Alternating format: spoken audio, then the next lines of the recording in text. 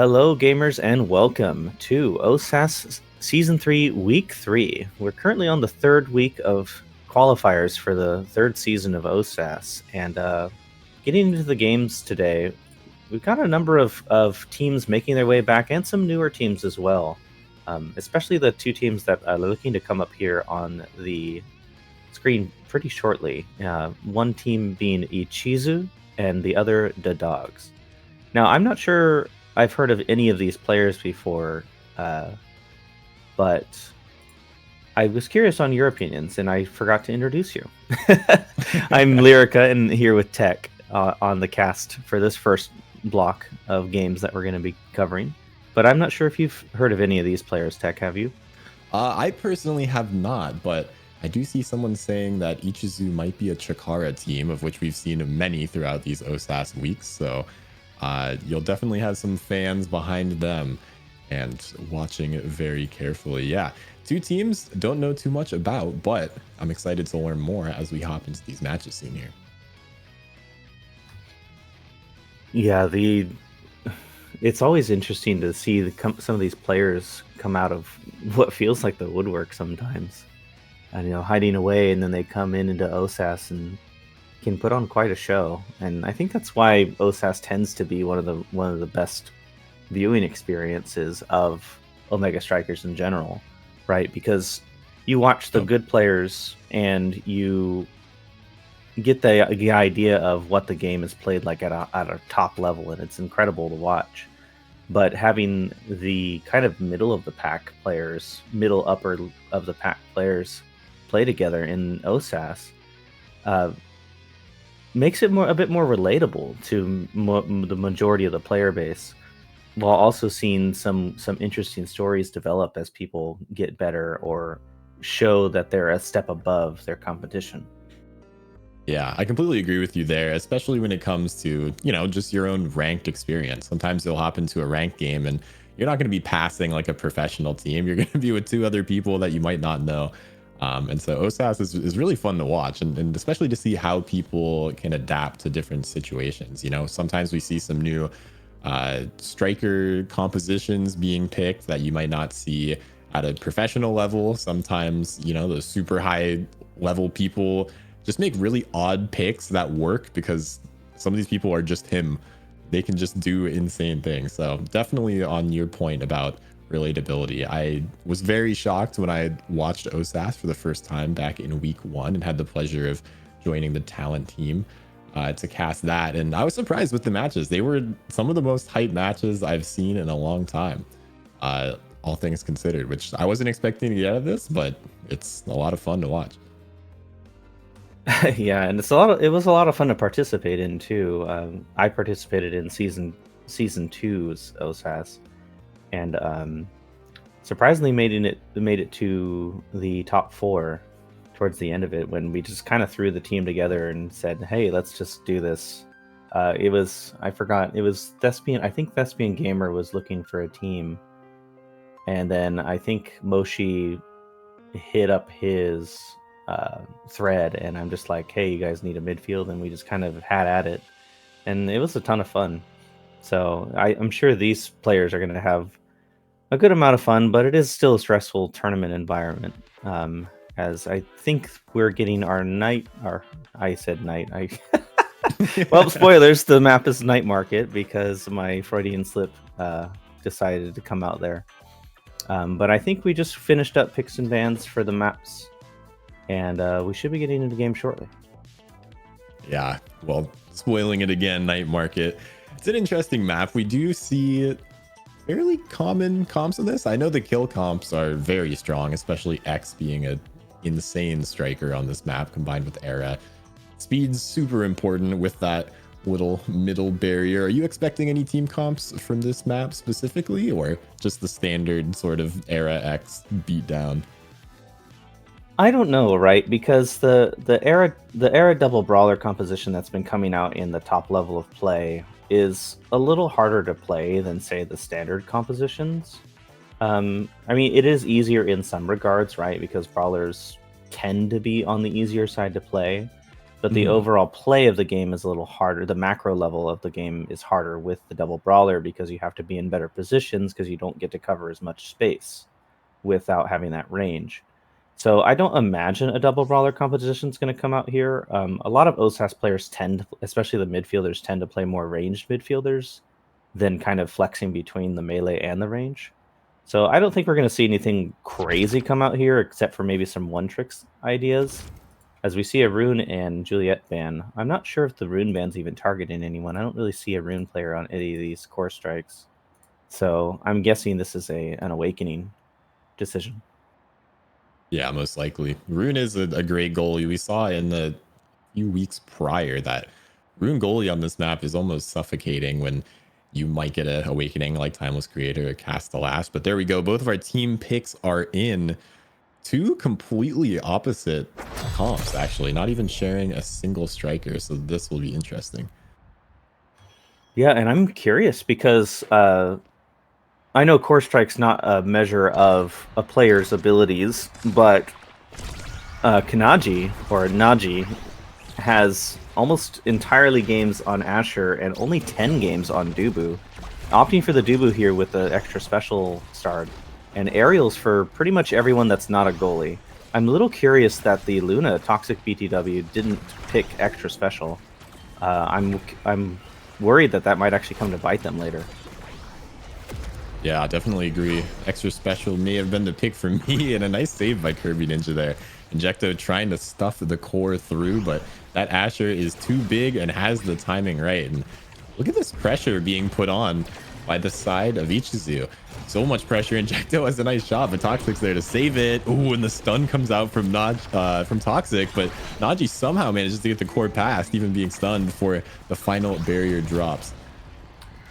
Yeah, Naji with a really good use of strike shot there to make the clear when Dubu was just slightly out of range of the core and getting it around Grimturion. Losing the barrier, unfortunately, here, and Nom Nom and Injecto in a good position, but unable to make the play work, and Grimturion with the strike shotgun just knocks it right in for the first goal of the set. Yeah, there it is. It's interesting to see a strike shot Dubu, actually, now that I think about it.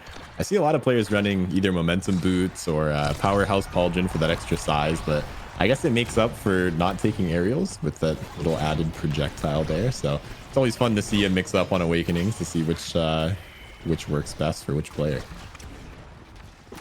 Yeah, and with the Luna not taking extra special here, you don't have to worry as much about not taking the pauldrons. Not that you can see that beforehand, of course, but I think Kanaji just got a little a little lucky in that regard, not having to worry as much about the damage coming their way, and instead being able to get away with a bit more range on that Dubu ultimate, the Tofu Fortress, and be able to put more pressure.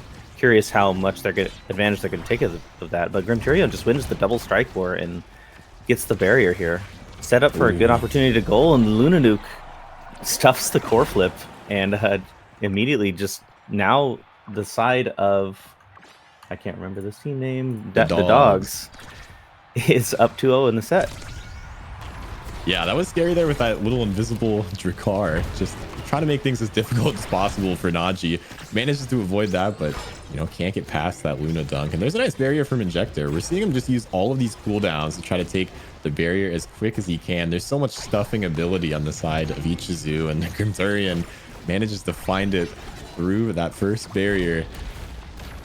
It's Naji. Ooh, and a good prediction there from Grimturion. He's using these shotgun blasts from Drakkar very well to try to make life as difficult as possible. The core flip comes out, and Grimturion is staggered. He might be off the bottom. Injecto can't find it off the bottom there, and the core being up top is scary here. Nom Nom losing all of their health. Grimturion, actually, I'm noticing, has a good understanding of where they need to be when they're the forward player, right? This forward Drakkar kind of trying to act as the scorer with the Luna midfield. Grimturion generally hanging around the center, grabbing the speed gate, hanging towards the center of the goal box. Unfortunately, now off the pitch with that piercing shot. Core flip coming out here from Injecto, not quite getting anything. But Grimturion's understanding of where they need to be in this forward position is actually, I think, at a bit of a higher level than maybe some other OSAS competitors. And I think that's why they're seeing the advantage here, as Nom Nom just getting 2 kills now. Well, there we go. I'm not sure if you saw that. A nice goal by Grimturian. The core flip actually hits the singular tofu fortress that was just sitting out. That got spread out differently than all the other ones. So super unfortunate. But Grimturian securing that goal and the set. So now we have the Awakening draft. Are there any Awakenings that stand out to you? I see Timeless looks like an interesting pick for Dubu. I'm not sure because it feels like some of the characters that would rather just get stuff like Prize Fighter 1-2 Punch don't quite have the punch that they need to make something like that work, right? Toxic Yep. BTW not taking the extra special, but now taking 1-2 Punch, opting for the damage instead of the range. Or sorry, opting for the damage instead of something else. A little curious. But I think overall everyone kind of got what they wanted. Kirby 2 Ninja on the Asher picking up the Timeless, going for the battleship build as opposed to the battle cruiser build as opposed to the airship. And Nom Nom grabbing that glass cannon is going to have a hard time keeping that speed up in the midfield, but when able to, should be able to outpace the side of the dogs here. Yeah, I was going to mention the same thing with that. I mean, we see the shotgun blast just spreading out so far, able to just deal a little bit of damage to keep that character so low, and a nice find on the second barrier there. Injecto and Nom Nom in a good situation to score right now. All they have to do is keep it on that side, and surely someone will break. Oh, look at these strike wars coming out from the side of the dogs. Oh, but a 2-for-1 special there, and now it's opened up. Both teams right now, both barriers open. Injecto looking to make something happen with that projectile, and Kirby 2 Ninja doing a good job holding it down with Toxic in the net. Yeah, Injecto really making sure that Kirby 2 Ninja can never clear down, kind of putting Nom Nom in a position to kind of have to 3v1 a lot of the time, but finding that opening, getting that blink, and finding that goal there. And that's the first goal for the side of Ichizu. So I'm curious if this is an adaptation or possibly the dogs just not really adapting themselves to the play that they've seen this whole set. Yeah, there's so much damage now coming out from the side of the dogs, and there's a nice little find there by Nom Nom. But look at the pressure. You'll notice Toxic BTW playing with Kirby, trying to, play that little double goalie, make things work. The nice core flip there saves it. But the explosive pressure coming out, of course, from Luna, being able to dash in whenever she wants, makes this double goalie threatening. A nice angle there from Nom Nom. Will secure their second goal right away. So looks like, I'm not sure if they adapted their play style or if the Awakenings are putting in work. But either way, 2 up in this set right now. Yeah, and I was kind of impressed by Injecto and Nom Nom's play on the save from Kirby 2 Ninja with the core flip, right? They passed down to Injecto. Injecto actually waited out abilities and position for the core to get into a better spot and then used the primary to effectively score the goal, and Kirby 2 Ninja was forced to flip it. But Naji just kind of getting obliterated there, getting both barriers lost, and a couple strikes later losing the goal. I wasn't quite sure exactly what happened there, but I don't think Kanaji wants to remember either.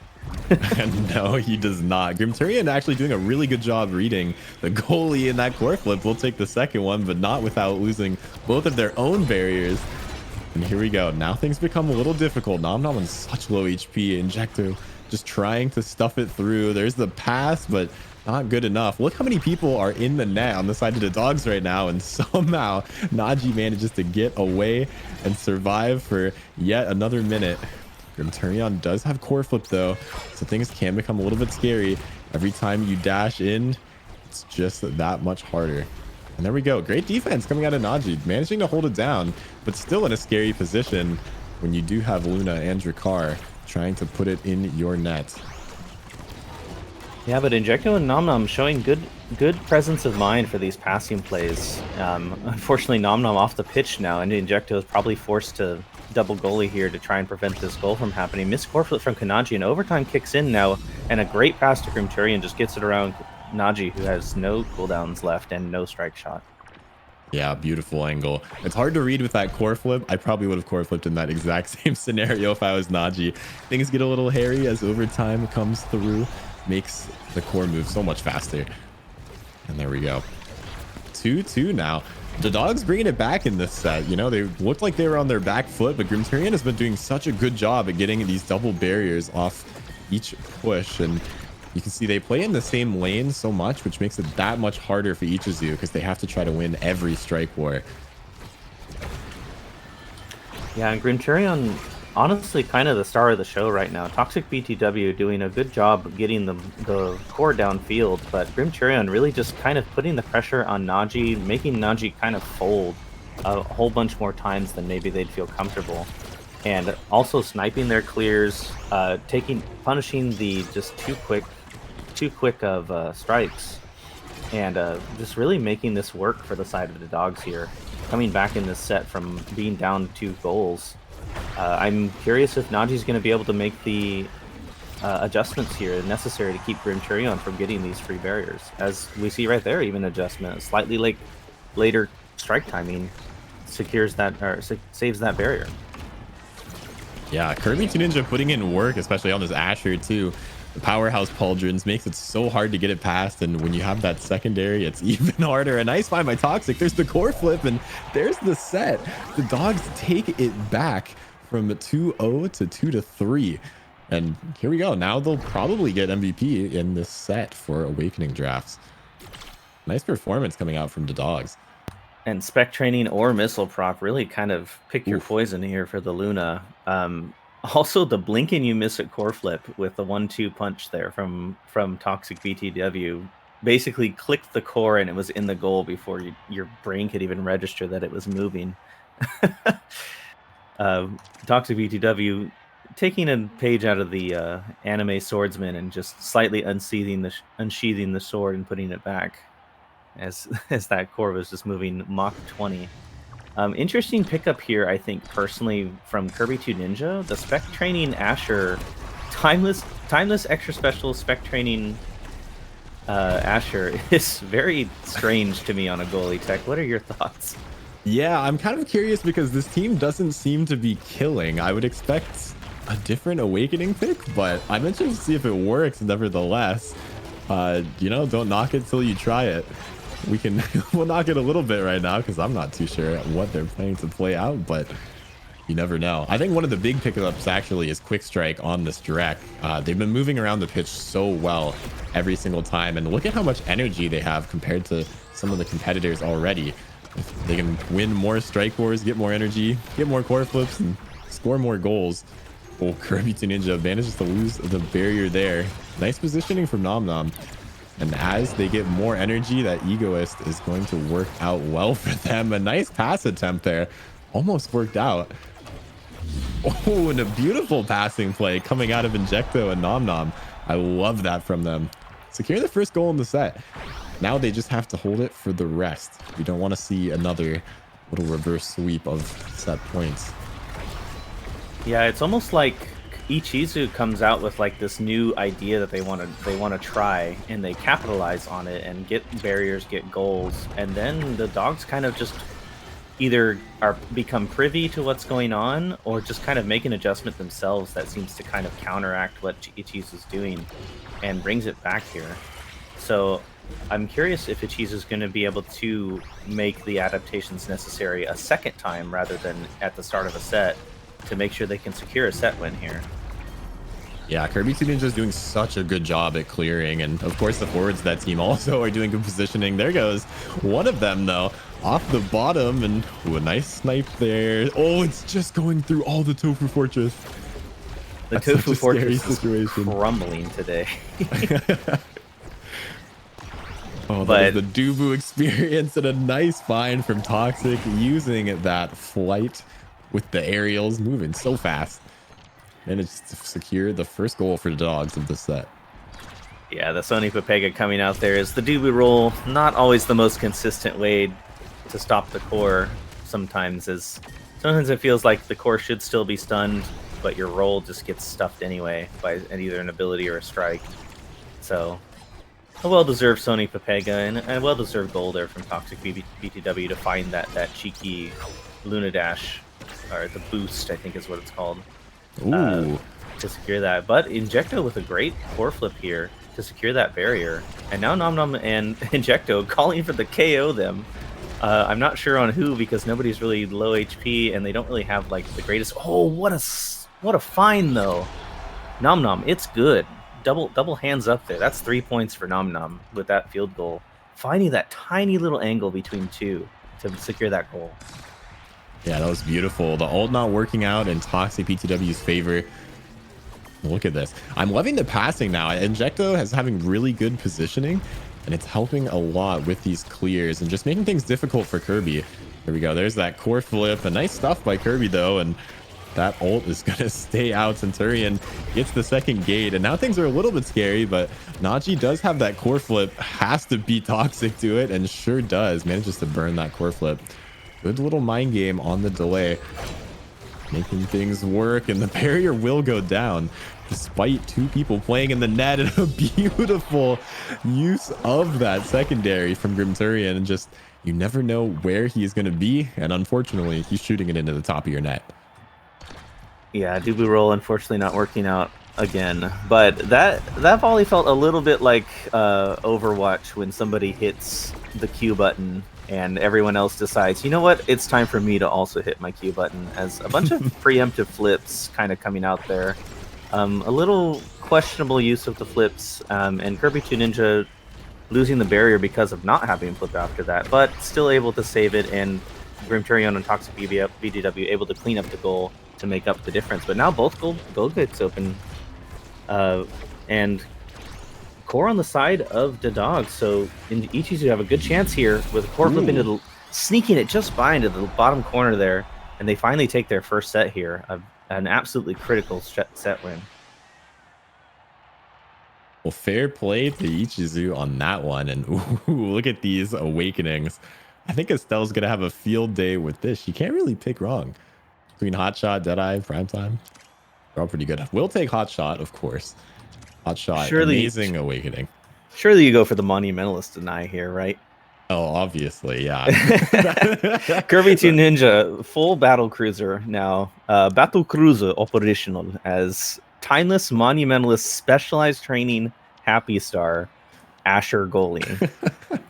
This airship has been upgraded, and that battle cruiser is about to just rain down on the entire side of Ichizu.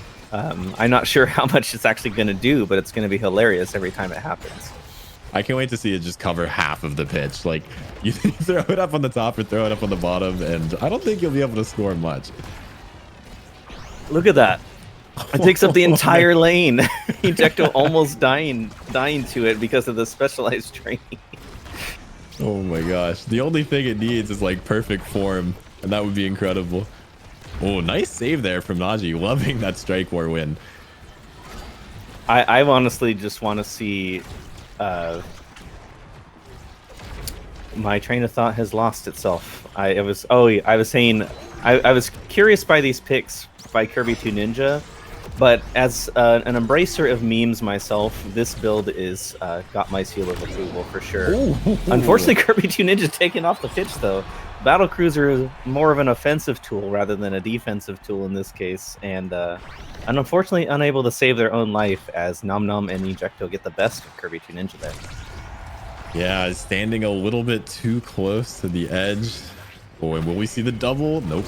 That Asher secondary putting it in work, and oh no, Injecto hitting that Battle Cruiser all the way off to his demise.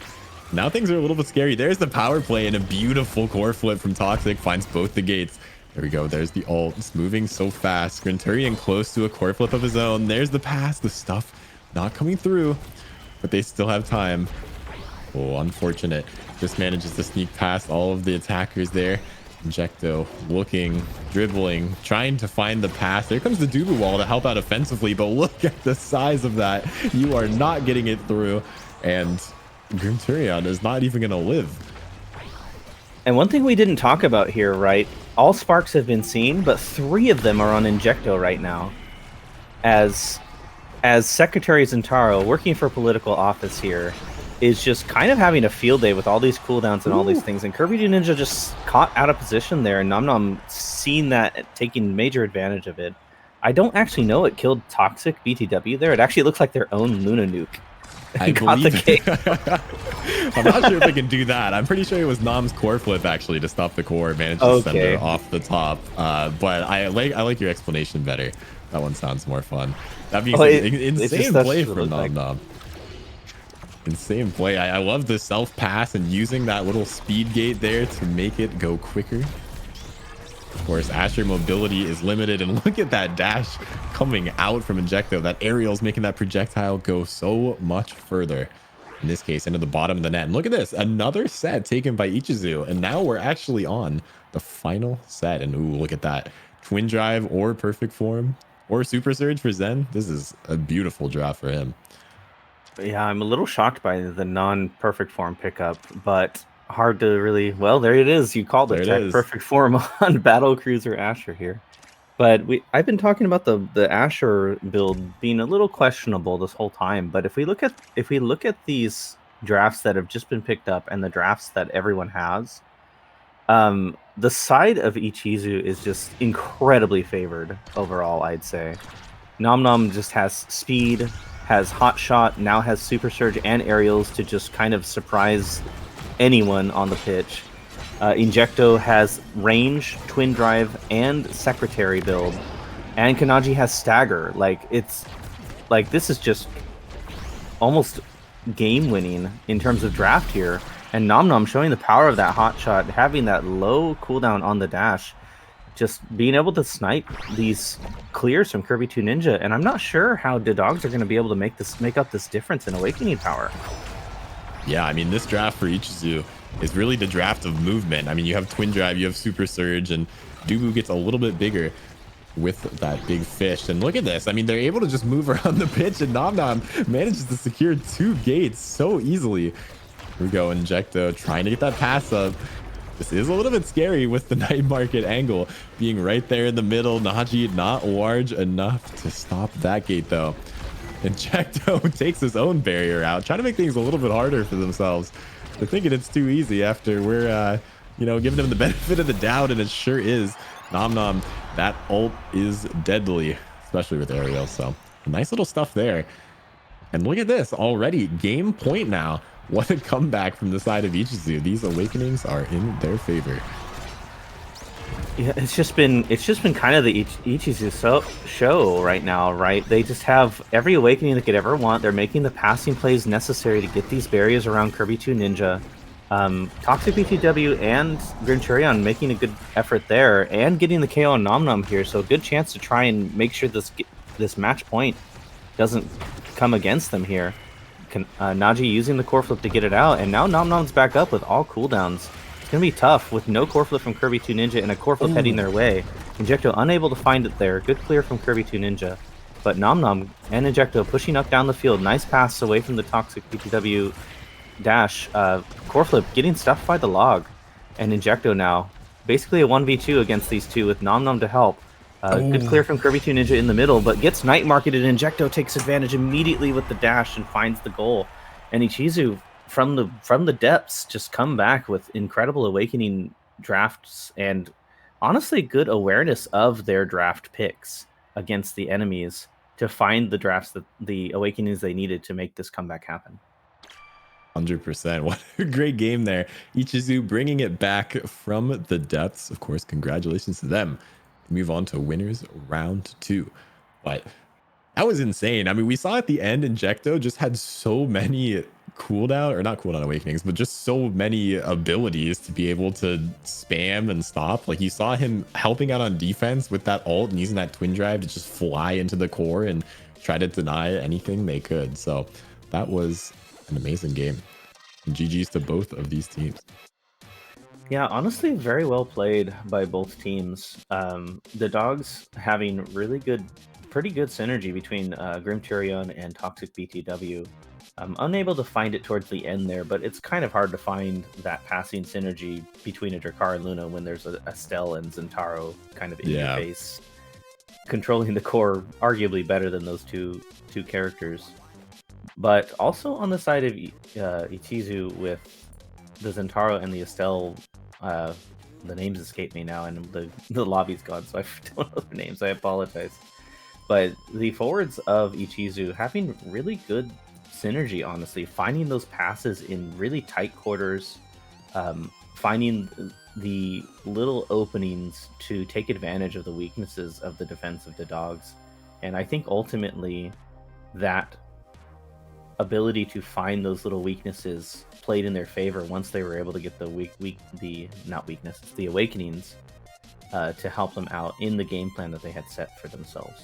So overall, really good play. I actually think they have a good shot of qualifying today. Oh, definitely. I mean, if they're able to adapt to another team like that, I think that's going to serve them very well as you continue. You know, of course, this being the amateur series, you never know what you're going to play against.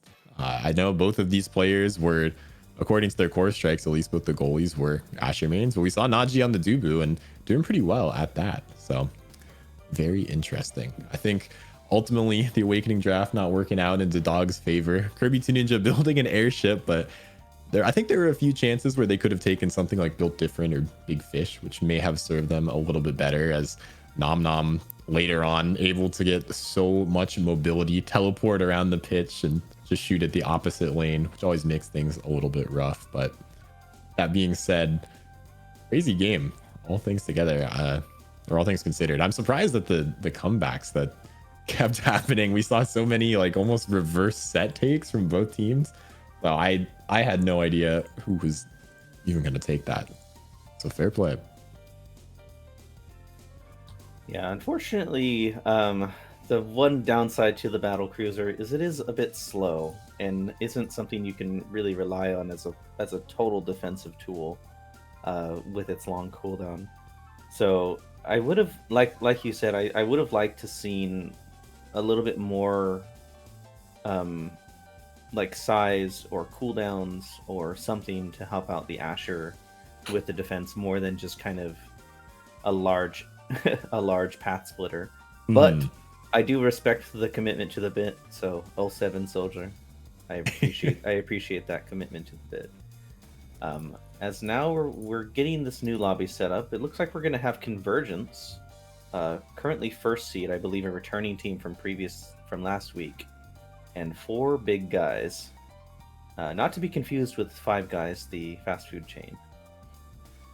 Yes, and I'm not going to ask what the 4 big guys do, but we'll see what they do in a little bit. Convergence versus 4 big guys, both teams getting ready in lobby, and I believe they will be doing their little map pick and ban very soon. Are you expecting any maps out of the ordinary? I mean, of course, you know, the main 3, Oni Village, Night Market, Atlas Lab are 3 main ones we see a lot of people play. You know, they're comfortable on them, they're able to adapt, they've been there throughout the seasons. Will we see any new maps, any interesting maps? I'm not sure, because the lower level, well, I say lower, but really this is still kind of up on the upper echelon of players in terms of the entire player base, right? But in OSAS, like a lot of these somewhat newer players, and myself included, back in the day, are kind of afraid of Oni Village. It's not entirely obvious how to score single barriers against goalies. Yeah. Without like kind of sitting down with a coach in the coaching Discord per se, and kind of going over where the angles of attack are on the barrier.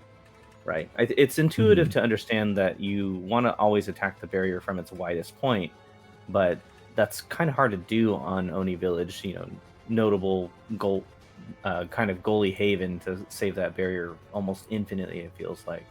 So I think a lot of these OSAS teams are going to avoid Oni Village in general, but any team that feels very comfortable in Oni can probably pull that out as a weapon against some of these other teams that maybe might not have that similar comfort.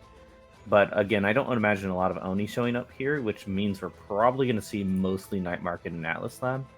But we could see a Clarion here and there. I know a number of OSAS teams do like Clarion as a pick. Yeah, I would very much be excited to see a Clarion match. I don't get to see too many of them aside from maybe my own matches, but I'd much rather watch them than try to play goalie on it. That being said, I think Oni Village is a map for me that was so interesting, I guess. I struggled really hard on it. I mainly played Kai goalie, and I just couldn't figure things out until I actually switched to Drek goalie after watching a few VODs and realized that it was free. So, always learning, always watching, gotta keep improving. Yeah, we've seen a lot of night market matches, and I think the speedway is something that's super utilized, especially as we get into the upper echelons of play, like hopefully we're going to see in this game here. But you can see goalies being a lot more aggressive if they're using that middle one. I've seen Dubus just fly down the field and make things terrifying for the other goalie. So you never know what you're going to get with some of these matches, but I believe the map actually is Oni Village. So this will be very interesting to see what these teams pick. Yeah, Convergence, one of the stronger teams, I'd argue, in this tournament, as also being seed 1 in this particular week. I think they're one of the teams that is actually comfortable on Oni Village, and thus is able to kind of take that comfort and try and use it against some of these teams here, possibly even banning Night Market and Atlas Lab to make a team that might be uncomfortable on Clarion pick Oni Village to have just a tiny bit more comfort. Yep. And comfort, like you said, is not easy to come by if you're a goalie on Oni Village. Some of those gates are big, and if your core is stuck in the corner, it's scary. It looks like a Luna ban and a Rasmus ban. Yeah, that's fair. Rasmus scary on this map. The dribbles are absolutely devastating if they're not on your side. So we'll see what these two teams select in terms of strikers. Yeah, Oni Village, most goalies don't really have great horizontal coverage, and Oni Village is one of the few maps that you can get away with like consistent horizontal passes to get around goalies' abilities. And Rasmus, even so, can do that pretty much by himself in some regard. Yeah. Could also be a target ban. I was not able to look up the core strikes of these players, so I don't know exactly what their starts are. But we see a prize fighter Big Fish start. So Big Fish likely against any of these players who play the Rasmus here. And virtually no brawlers coming out here. It's a quadruple midfield game, Tech. It sure is. And for the guys looking like just the core control comp, I mean, look at this. All these characters are so good at moving it around. And interesting enough, starting awakenings are Big Fish and Prize Fighter. The Moth Honey on the goalie is actually the only awakening, or the only striker that picked the Prize Fighter awakening. Very interesting to see what they're planning on doing with that. But also, I was surprised by the goalie here actually being the Juno and not the Kai. Kai pretty notorious for being one of the better goalies on this map. So seeing the Juno come out here and the double Kai-word, double Estelle forward, it's going to be interesting to see this kind of mirror matchup come up as Moth Honey just gets stuffed in by the barrage from Copycat. Yeah, I will say you mentioned him being a goalie. If he's not goalie, I mean, him playing forward and using those speed lanes alongside the barrage is just perfect for core stuffing. I will say Kai super strong on this map, and look at the control coming out from both of these teams. There we go. There comes the core flip, looking for the double barrier, not able to find it. Darth Helmet's been doing a good job at trying to use these stuns on Moth Honey, and look at that, the barrage coming out, easy second barrier taken for the side of 4 big guys. Now things become really difficult for Moth Honey. Manages to escape with the Tofu Fortress, but still in a little bit of a scary position. Manages to save it, though, one more time. And there's the core flip, but a nice stuff by Darth Helmet. Secure the second goal for 4 big guys. Wow, that distance away from Moth Honey, I think personally was unreactable. So that was just a straight up call out from Darth Helmet to say, you're going to hit this at me and you're going to hit it right now. And just secures the barrier with probably one of the most ego strikes I've ever seen in my life. And yeah, Moth Honey just kind of getting pressured so hard by the Kai-word and the Estelle abilities coming in, as well as the eject button from Milky Milker's Juno. Dubu really good at stuffing plays from happening, but does not have the cooldowns to deal with 3 characters in their face. And now hot shots on the table, glass cannons on the table. A lot of really good things here for all these players. Yeah, not only are the cooldowns kind of suffocating from the side of 4-bit guys, but also Moth Honey is the only one that doesn't have big fish. So kind of evening out the sizes for the strikers makes things really difficult if you're Moth Honey. I'm not too sure what the plan was for that, if Dubu wanted to kill or just take the extra power, but you know, an interesting draft. Will manage to pick up Timeless Creator, though. Will help out with that log and ult, of course, and here we go, right into our second set. Things are scary, though. Look at this. This Kai and Estelle combo is just putting in work. Yeah, the pressure from Mr. Pig and Grog McFrog is just... Or, sorry, from Copycat and Darth Helmet, reading the wrong forwards names, is just been near insurmountable. Copycat just finding the barrage angles, forcing Moth Honey to try and clear into a barrage, into an Estelle ability. And yeah, just these barrages from Copycat are just absolutely making quick work of Moth Honey, and Grog McFrog and Mr. Pig unable to find the help for Moth Honey around Copycat's Kai here. And with the Castellas, Copycat's just kind of going to be all over the field with this like 5.5 second blazing pace. I'm not sure how they're going to be able to stop the pressure that Copycat and Darth Helmet are putting on right now. Not sure either. I mean, the movement abilities are one of the biggest things. I mean, we'll see obviously both these teams having the same forwards, but not only that, they have to deal with Juno as a goalie, and not anymore if they just take her off the map. We need to see a good passing play come through here to try to stuff the core, but look at this. 4-bit guys doing a good job keeping it away from these strikers. Mr. Pig looking for the stuff, a good read, but the barrage just not going far enough. Copycat does have the core flip and the barrage. Will it come out? No, somehow Moth Honey holding it down, saving the second barrier. And look at the core control from the side of 4-bit guys right now. They're doing such a good job stuffing it. Moth Honey has so few places where he can clear it without getting stuffed himself. Oh, the patience coming out from Grog. Still not enough to deal with the Juno blobs, but there it is. There's the all. Mr. Pig has an open net, but the barrier isn't open yet. He's not able to get it through, and things are scary now. That core flip does save things. All they have to do is get it past two people. Mr. Pig trying his best to get it over to Grog. Oh man, things are scary now. Yeah, Grog McFrog and Mr. Pig just opting for the KO them strategy as opposed to core control, keeping Copycat off the pitch, keeping Darth Helmet off the pitch, getting the snipe on Milky Milkers earlier, and now taking advantage of it with an open net, but struggling to find this goal now, as both forwards tend to run back towards the core instead of trying to help each other get the core upfield, but able to find... I'm not sure, was that a Giga Blast for that goal? That was either a Giga Blast or he somehow won the strike war with the Juno blob. I'm not quite sure there. Yeah, I'm not quite sure either. But one thing I wanted to mention earlier was Copycat had a really good awareness of the entirety of the pitch, using the core flip early on to grab that barrier as Moth Honey ran up for the orb. And that's something that you don't really see at the quote-unquote lower levels of play, right? I still struggle with that a lot in looking at what's going on throughout the entirety of the pitch rather than what's just going on near the core. And so Copycat being able to find that positioning mistake from Moth Honey and capitalizing on it just shows really good awareness of the game as a whole. Yeah, and one thing you'll hear some coaches and some players mention is sort of the triangle offense when it comes to maps like this. You know, there's only so many places you can clear it to get away. And if you have your positioning right, especially with agile characters like Kai and Estelle, it becomes that much harder when they do set up that little triangle on you to try to keep things, you know, safe in your defense. There's the core flip. Goodbye to the goalie. That's the second time that Milky Milkers has been KO'd as goalie, just caught using that eject button. So great awareness from the side of Convergence to be able to KO that goalie, and it's not too hard to score when there's nobody in the net to defend.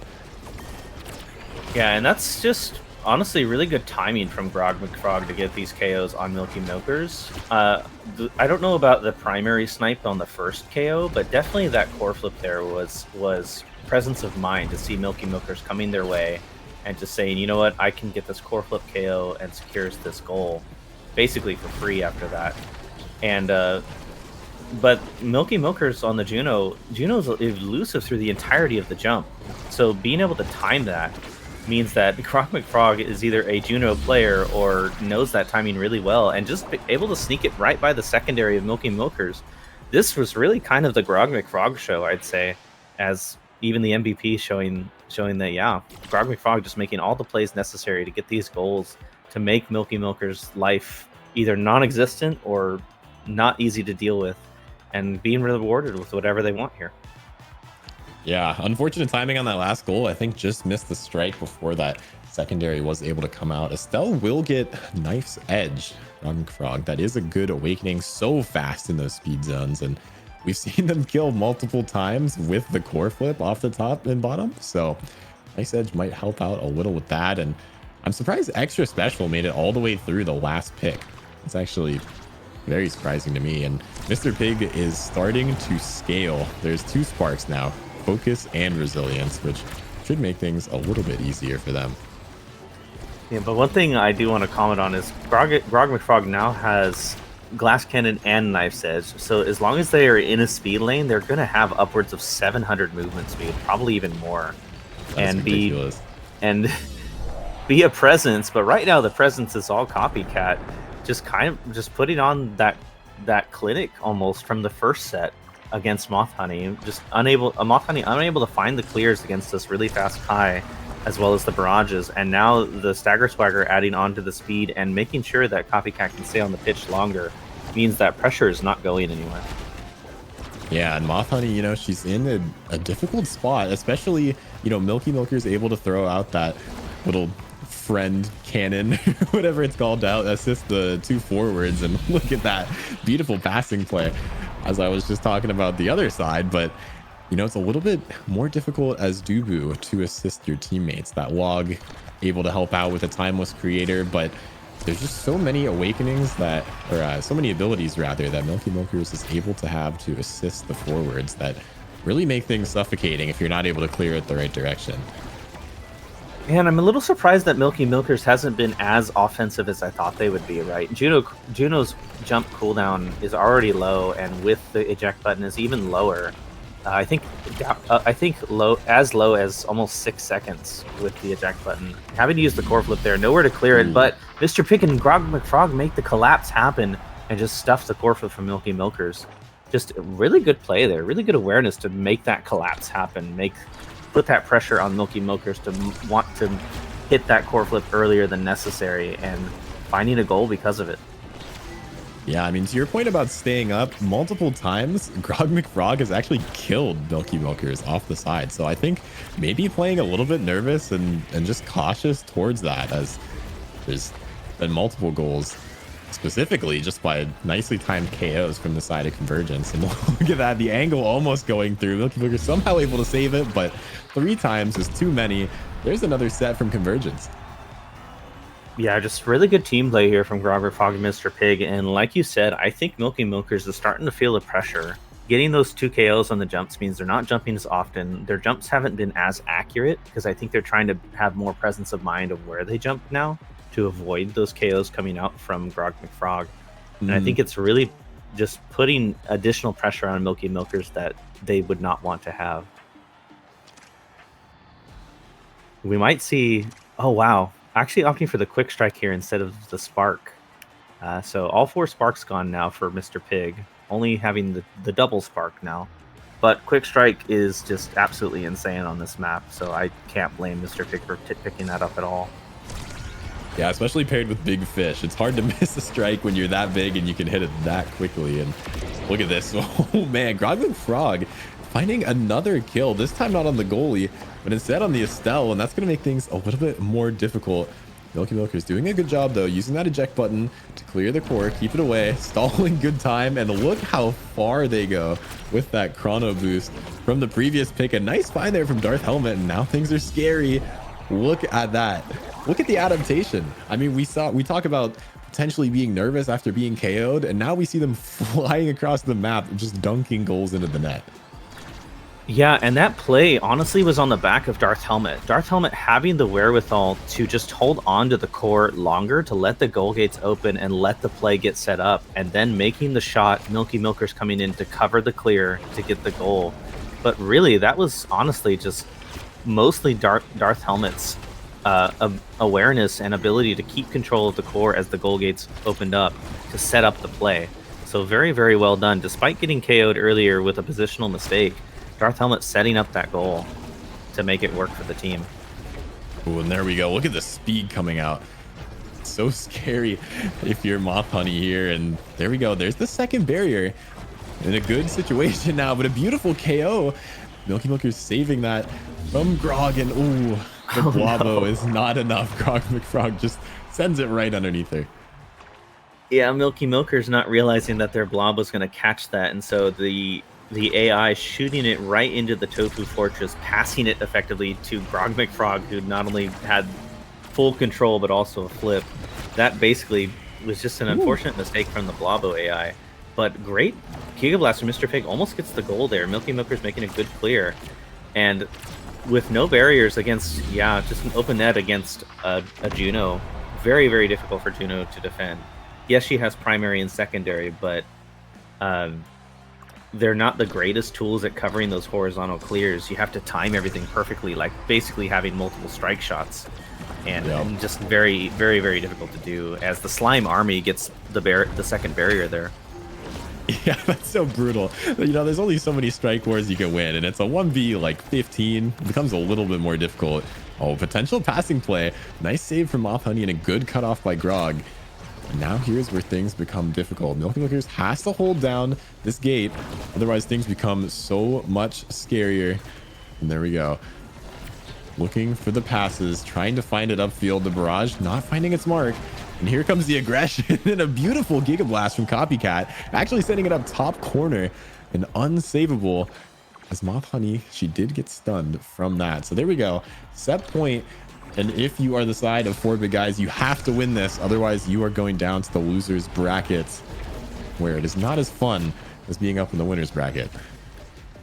Yeah, one thing I'd like to see Grog McFrog do is they just really haven't been staying near the edge very much, despite having nice edge and having 822 move speed in the speed lane with nice edge with glass cannon. And I think being able to take advantage of effectively being a mini Octavia for a couple seconds would serve them extremely well. But almost a goal there from Copycat and Darth Helmet. Yeah, that's so scary. These abilities are so suffocating. Ooh, and guessing right on the 50, but not twice.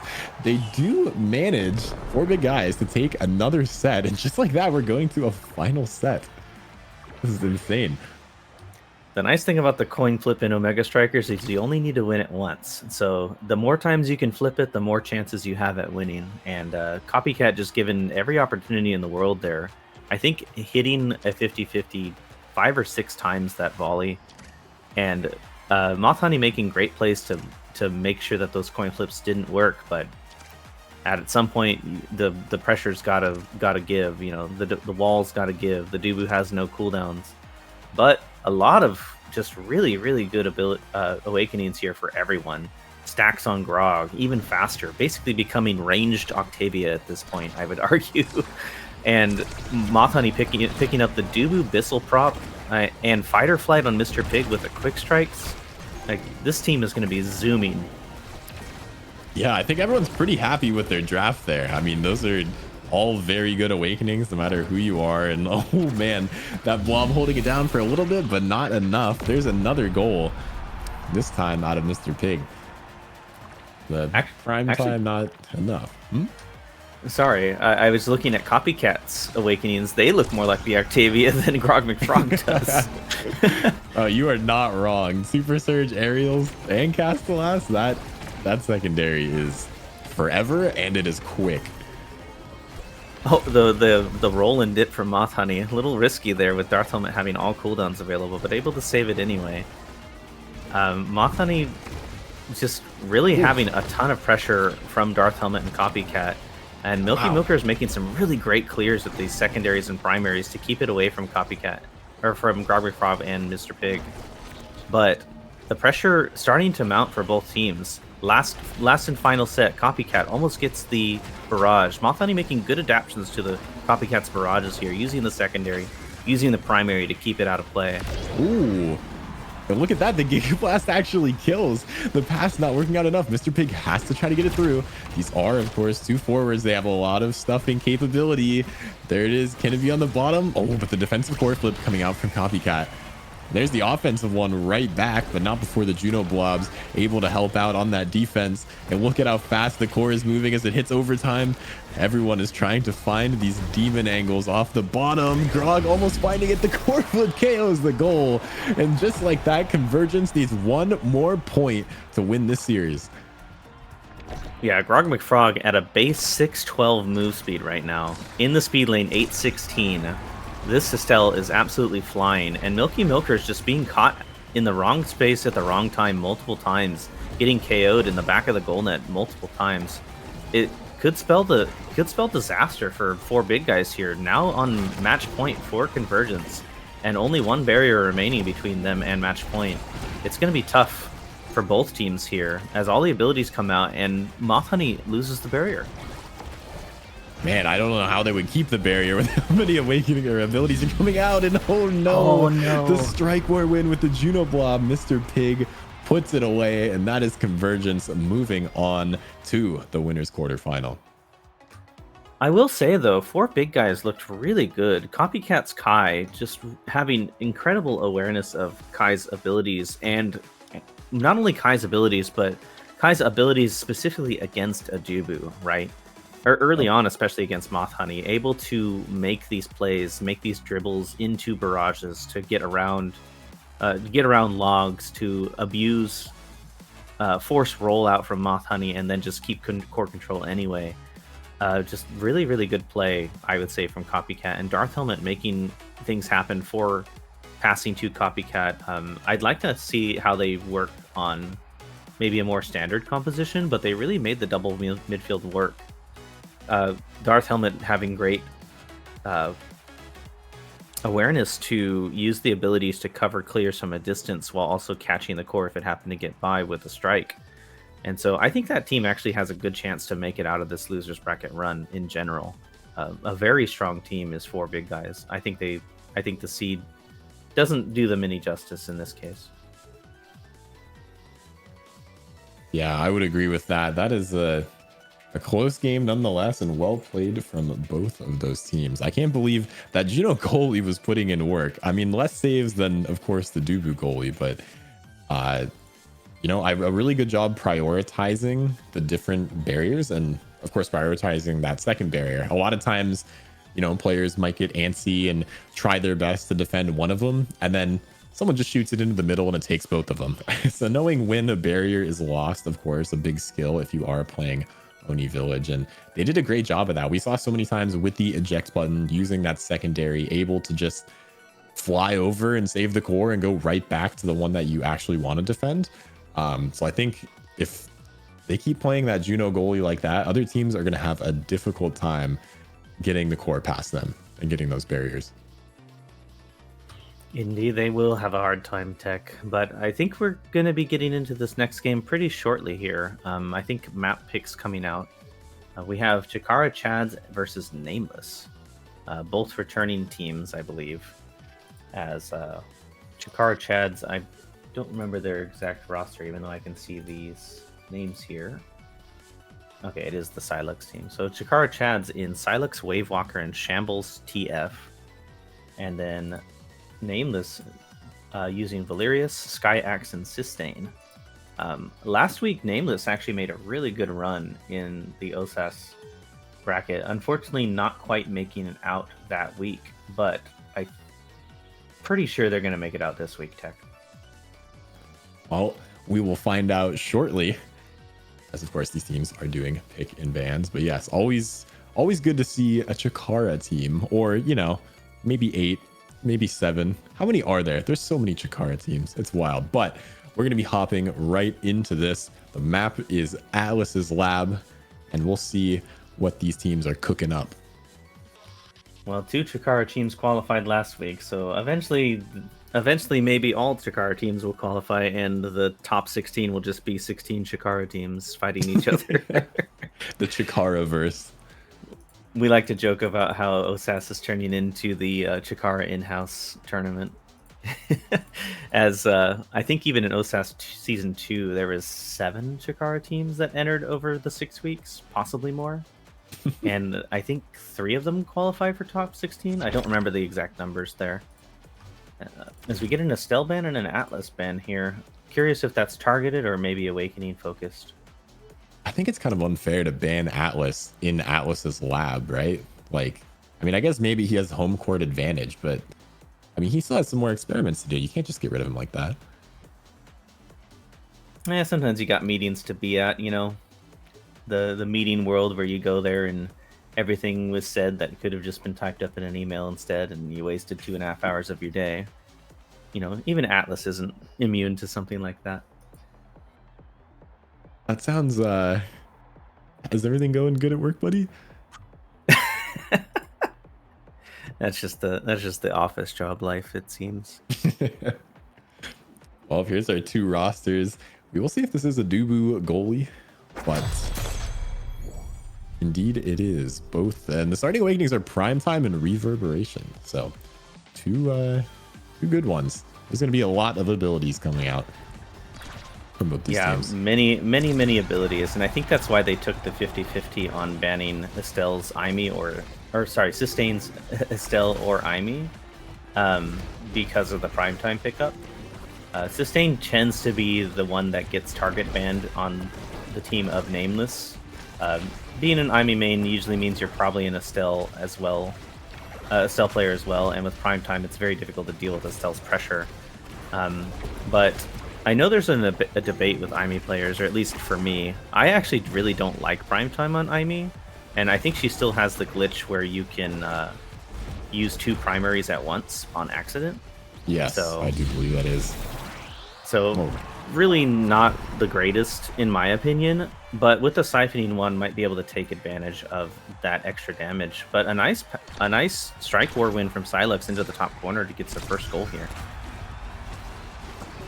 Yeah, I'm curious to see how this plays out. I mean, look at how many abilities are out to help the offense on the side of Chikara Chads. But there we go. There's the core flip coming out very quick from Sustain. Not able to find the angle that they want, and that Tofu Fortress actually just works out perfect. Hilarious. Losing the bottom barrier, and losing the second one too. Shambles just throws it through 2 people. Yeah, just caught sleeping there. Valerius and Sustain both just kind of trying to wait out some sort of either ability or strike, and Shambles just saying, "No, I'm just gonna catch you sleeping," and just does the good old off the barrier, forcing a cooldown, and then just hits it around after the cooldown's been used. Just really good play from Shambles TF there. Something is brewing in Atlas's lab, and it looks like it might be a 3-0 for this first set. These Chikara Chads keep on experimenting like this, and look at the double barrier coming out from the Chikara Chads. Nameless has to try to save this, and they're not able to. Valerius has that core flip, not able to get it to work, and Silex just rips the top corner for a 3-0 first set. Valerius opting to make some lasagna tonight. Caught sleeping with the core flip there, and yeah, I think in general, just Shambles and Silex putting on so much pressure, and the team of Nameless just unable to find the answer to that pressure fast enough. And honestly, their forward gear lends a little bit of questioning, I'd say, because with the siphoning one Aimee, you look like you want to go for damage, but I don't see any realistic damage pressure coming out from SkyAxe or Sustain right now. Picking up some damaging awakenings, so maybe they can change it up here. But in that first set, they didn't really look like they were trying to KO, despite using KO style gear. Yeah, I agree there, especially siphoning with, you know, prime time, of course, that does reduce the damage done. It is interesting that they do pick more of like a KO heavy sort of comp. That being said, I mean, now they have heavy impact to balance things out, so we'll see if they start KOing. I mean, it's very possible. If SkyAxe almost getting killed earlier, staggered and slammed around by the Dubu. But here we go. Shambles winning the strike war. Easy way to get a barrier, just to win your 50-50, but it's difficult to do. And SkyAxe, look at this, slamming the core with that shotgun blast into the corner. And there we go. Aimee's going to help out on the attack. Nice patience by Wavewalker, just waiting out that shotgun blast. Notice it's not too scary. He just waits a few seconds, and now this offense becomes a little bit more difficult as time goes on. Yeah, Sustain actually making good adjustments here, using the primary, using the double primary from Prime Time to keep the Siphoning 1 damage on Silux or on whoever they're trying to target down, and showing a bit better usage of the gear this time around. Missing the flip there and kind of whiffing the sentry, the firewall sentry. Also no, not the wrong direction. I was thinking differently.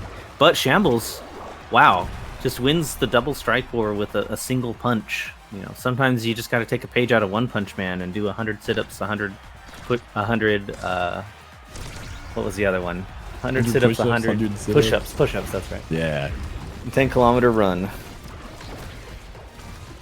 Oh, man, and speaking of a 10-kilometer run, Silux getting that twin drive on the last set now is able to just fly across the map. So I'm expecting to see some barriers taken just like that. Well, actually, no, saves it, but not enough for all of Juno's friends. Oh, and a nice core flip. And there it is. Look at that. Just hit it into the corner and just win your 50-50. It's that easy. And just one punch, as Shambles showing that one punch is enough to win a goal twice in a row. And yeah, Silux really opting for that kind of global presence Juno, right? Going for the twin drive, likely going to pick up a dash training later to give them that range.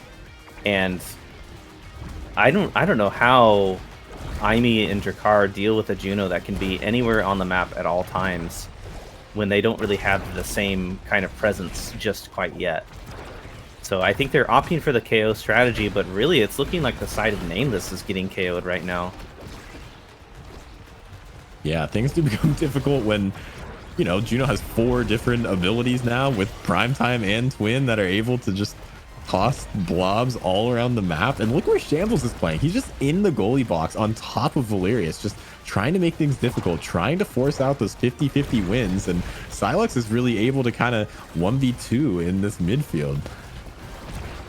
Yeah, Shambles just showing clear trust in Silux's ability to get it to them. And Silux actually scoring the goal there with a strike war win from the blob. And just deservedly getting first pick here. Likely going to opt for a dash training, I'd say. But may opt for the fight or flight because it's just such a good awakening on midfielders. Yeah, I'm not surprised to see the dash training come out here, especially against the Aimee, who's very obviously building to kind of be more of a brawler. That's probably her best training to use as a brawler, Aimee, second maybe to Deadeye. But now the Juliet gets stacks. And so now you have a Juliet that has a bunch of stagger, very difficult to kill, stacks on stacks, hard to keep up, hard to get away from, and you have Silux with Twin Drive Primetime Super Surge Juno. There's just an incredible amount of pressure coming out from the side of Chikara Chads now. Almost definitely. I mean, SkyAxe is trying to make it a little bit easier for themselves by picking up that fight or flight from the last set with, you know, but I mean, the glass cannon makes things difficult. Look at how many times they're just going to walk into Silux's blobs. Like, there's so many of them, so avoiding that is difficult. And the Tofu Fortress not working out for Wave Walker, but it sure works out for Valerius. There's a nice KO. SkyAxe not able to find the dunk this time, but will they be able to next time? There's the pass over to Sustain and top bins. Sustain absolutely slots that in the top. Yeah, really good passing play there. Just being able to notice that the top corner was just not quite in their favor, and able to just find that pass, find that slot into that top corner, and get them a lead in this set for I believe the first time. Actually, I'm not even sure if that was their first goal or not. And I think really it was. Yeah, just showing really good teamwork against a team that's really hard to keep down right now. Yeah, Nameless usually struggling in that bottom corner. This time still managing to hold their top gate. And look at the SkyAxe. I thought he died there, but it turns out he went invisible, flew across the map and shot it into the bottom corner while staggered. That is ridiculous. Oh, that is one of the funniest exchanges I've ever seen in this game. It looked like Wavewalker just deleted SkyAxe from the game with that rollout. despite SkyX actually using the invisibility. But then the push from rollout sends SkyX into the core and sets them up for the goal. But then Shambles and Silux just in the 10 seconds I've been talking get both barriers and the goal. But man, that was hilarious. Oh man, I hope somebody clipped that. That was just hilarious to watch. That was ridiculous. And look at in the corner as Shambles and Silux both just sitting on top of Valerius. I mean, how do you clear it away? You don't. They can just throw it right through your log. There must be a hole in that one or something. Shambles just throws it into the top net. And look at this right now. It's already game point. Very fast game coming out of Chikara Chads. And this gameplay is so hard to counter if you are nameless. I mean, you can have 3 people in your net, but those abilities are making things rough.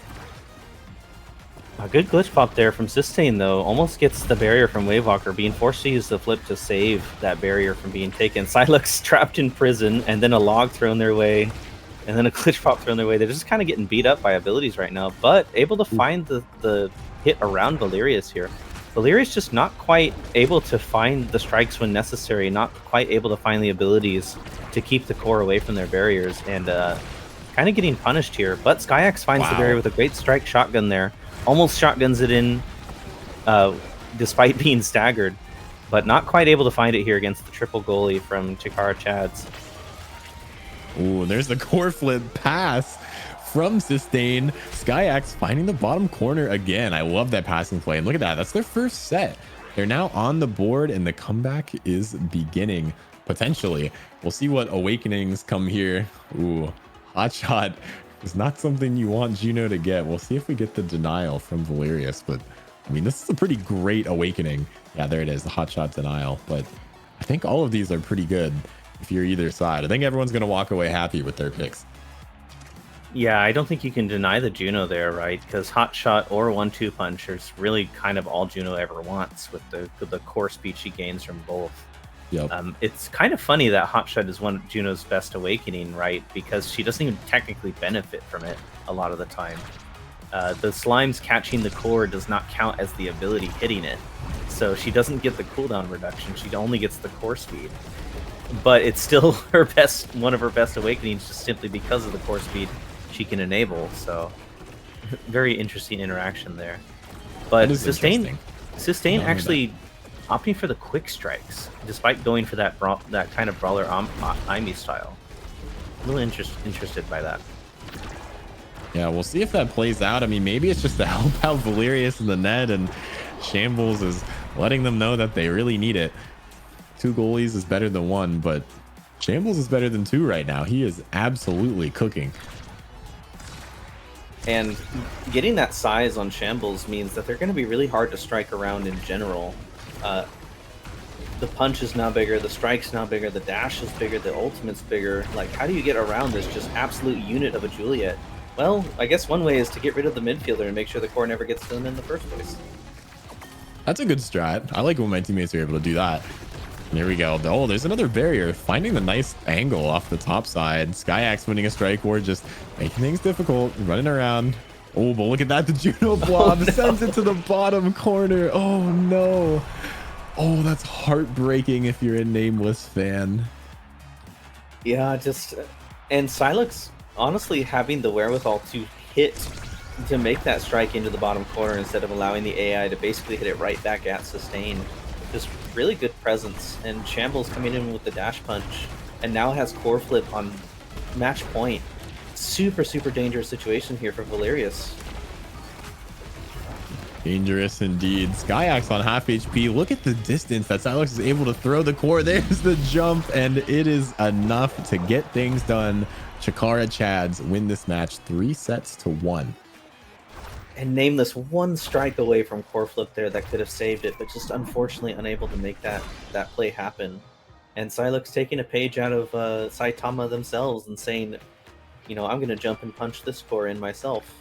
Winning the strike war and just showing that the global presence of Juno is just suffocating in the face of the team of Nameless. They just weren't really able to find as much value in their awakening and picks as Silux and Shambles were in the sheer global presence Silux had and Shambles just being able to win every strike or win every interaction. I mean, look at this, 40 redirects, but 6 goals. I was just about to comment on that exact same stat. That is ridiculous.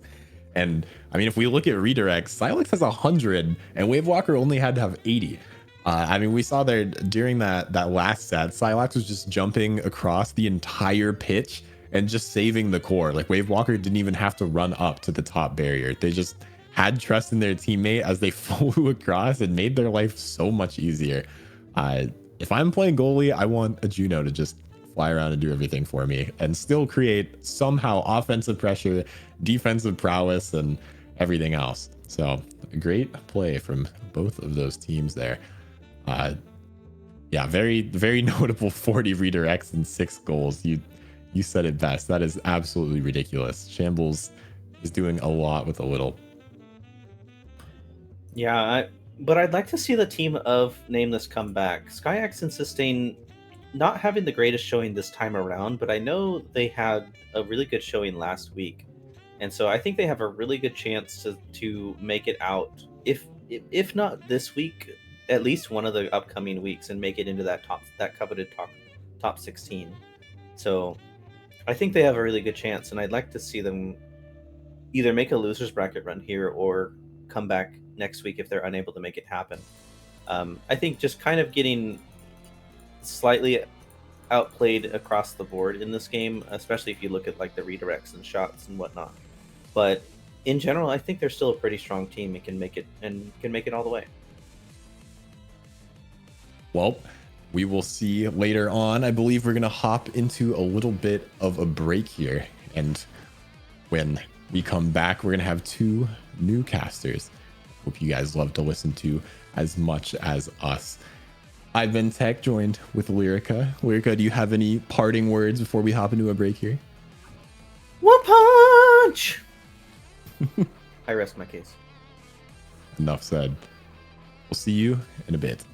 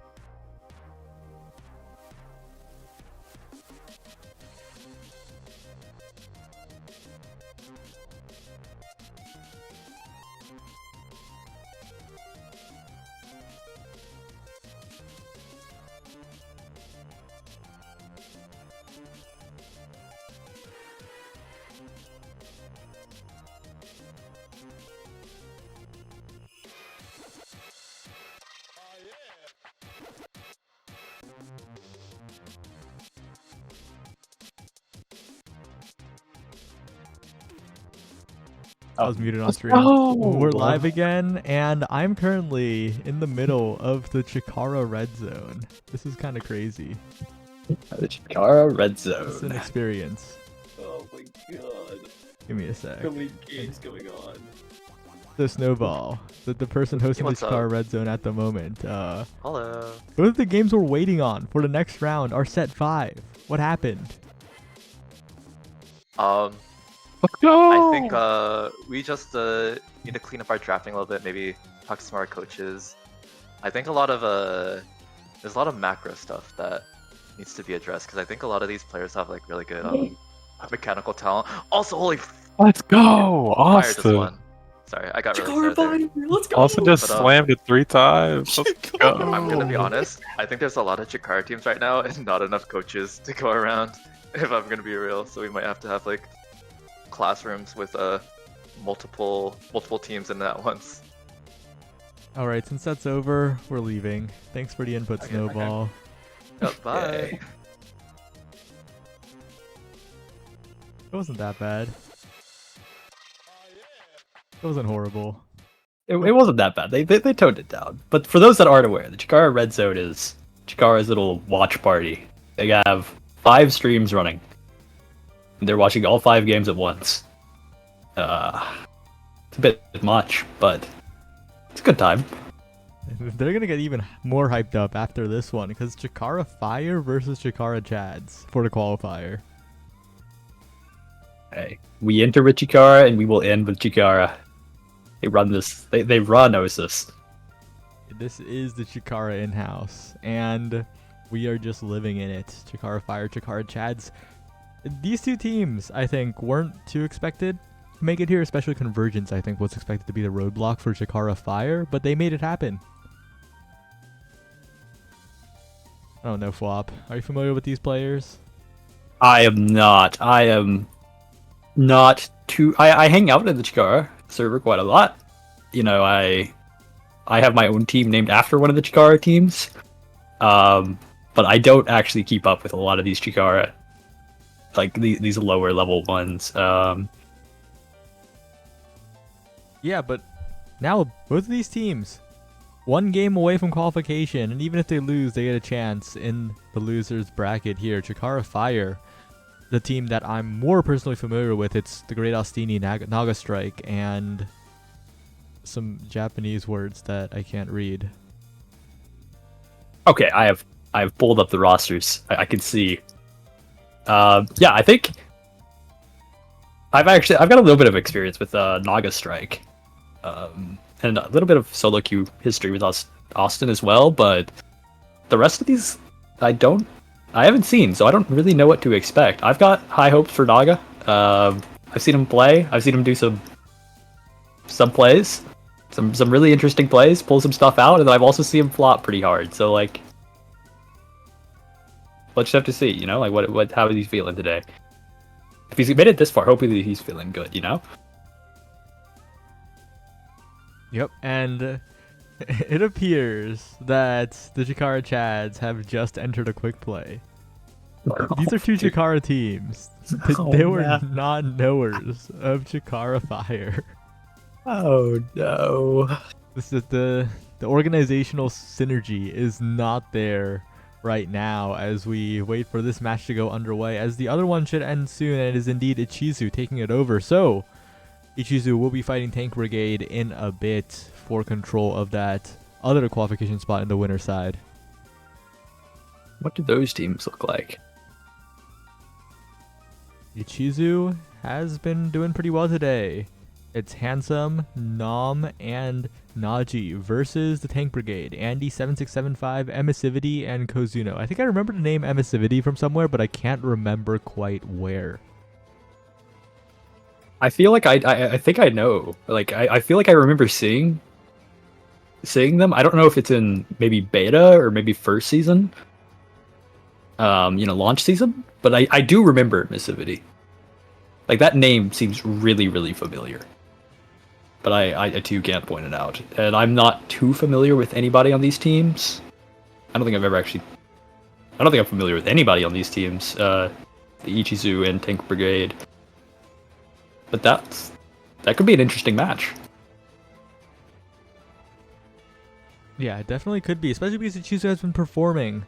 Beat Everybody Loves Dubu, a team that was very, very close to qualifying last week, and also took it over Collins Comet. So this Ichizu roster looking quite good here, but it's about Chikara Fire and Chikara Chads right now as, well, yeah, I don't know. Do you have any idea of the picks that'll come out from Chikara Fire? Fired. I can't say I do. They've got the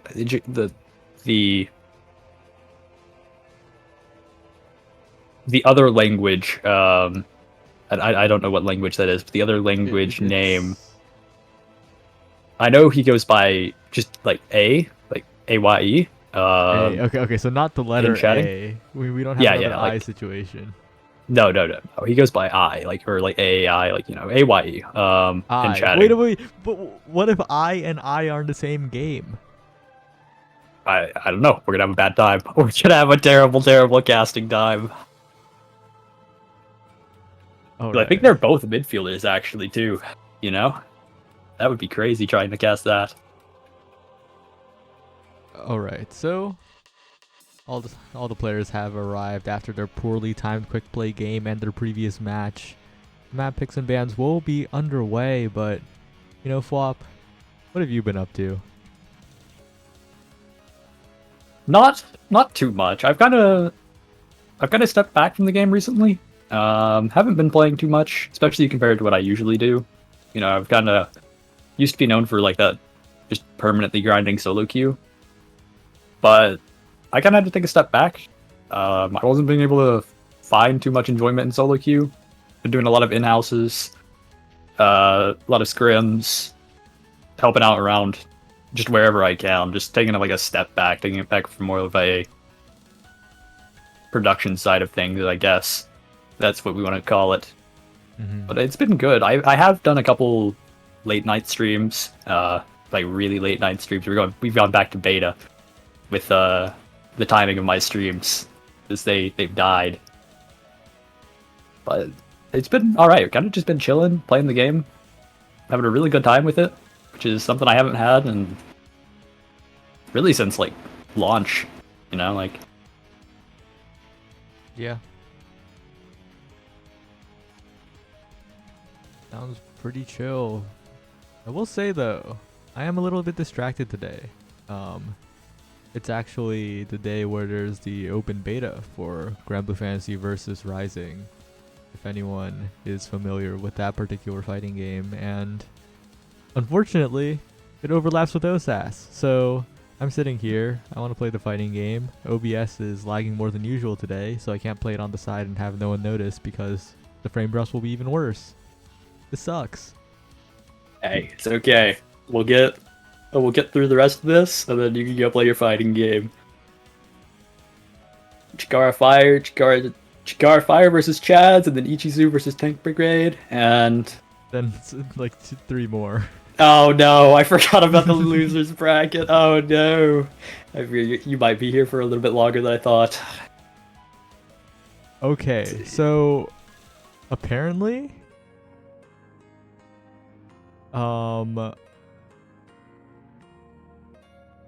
yeah, Ai's name in Japanese is like someone's boyfriend? Huh? I'm so confused. Wait, his name is someone's boyfriend? Like that? Not like someone. that Like, word? I don't know or... I don't know what the name translates into. It's like a name's boyfriend. Okay. Okay.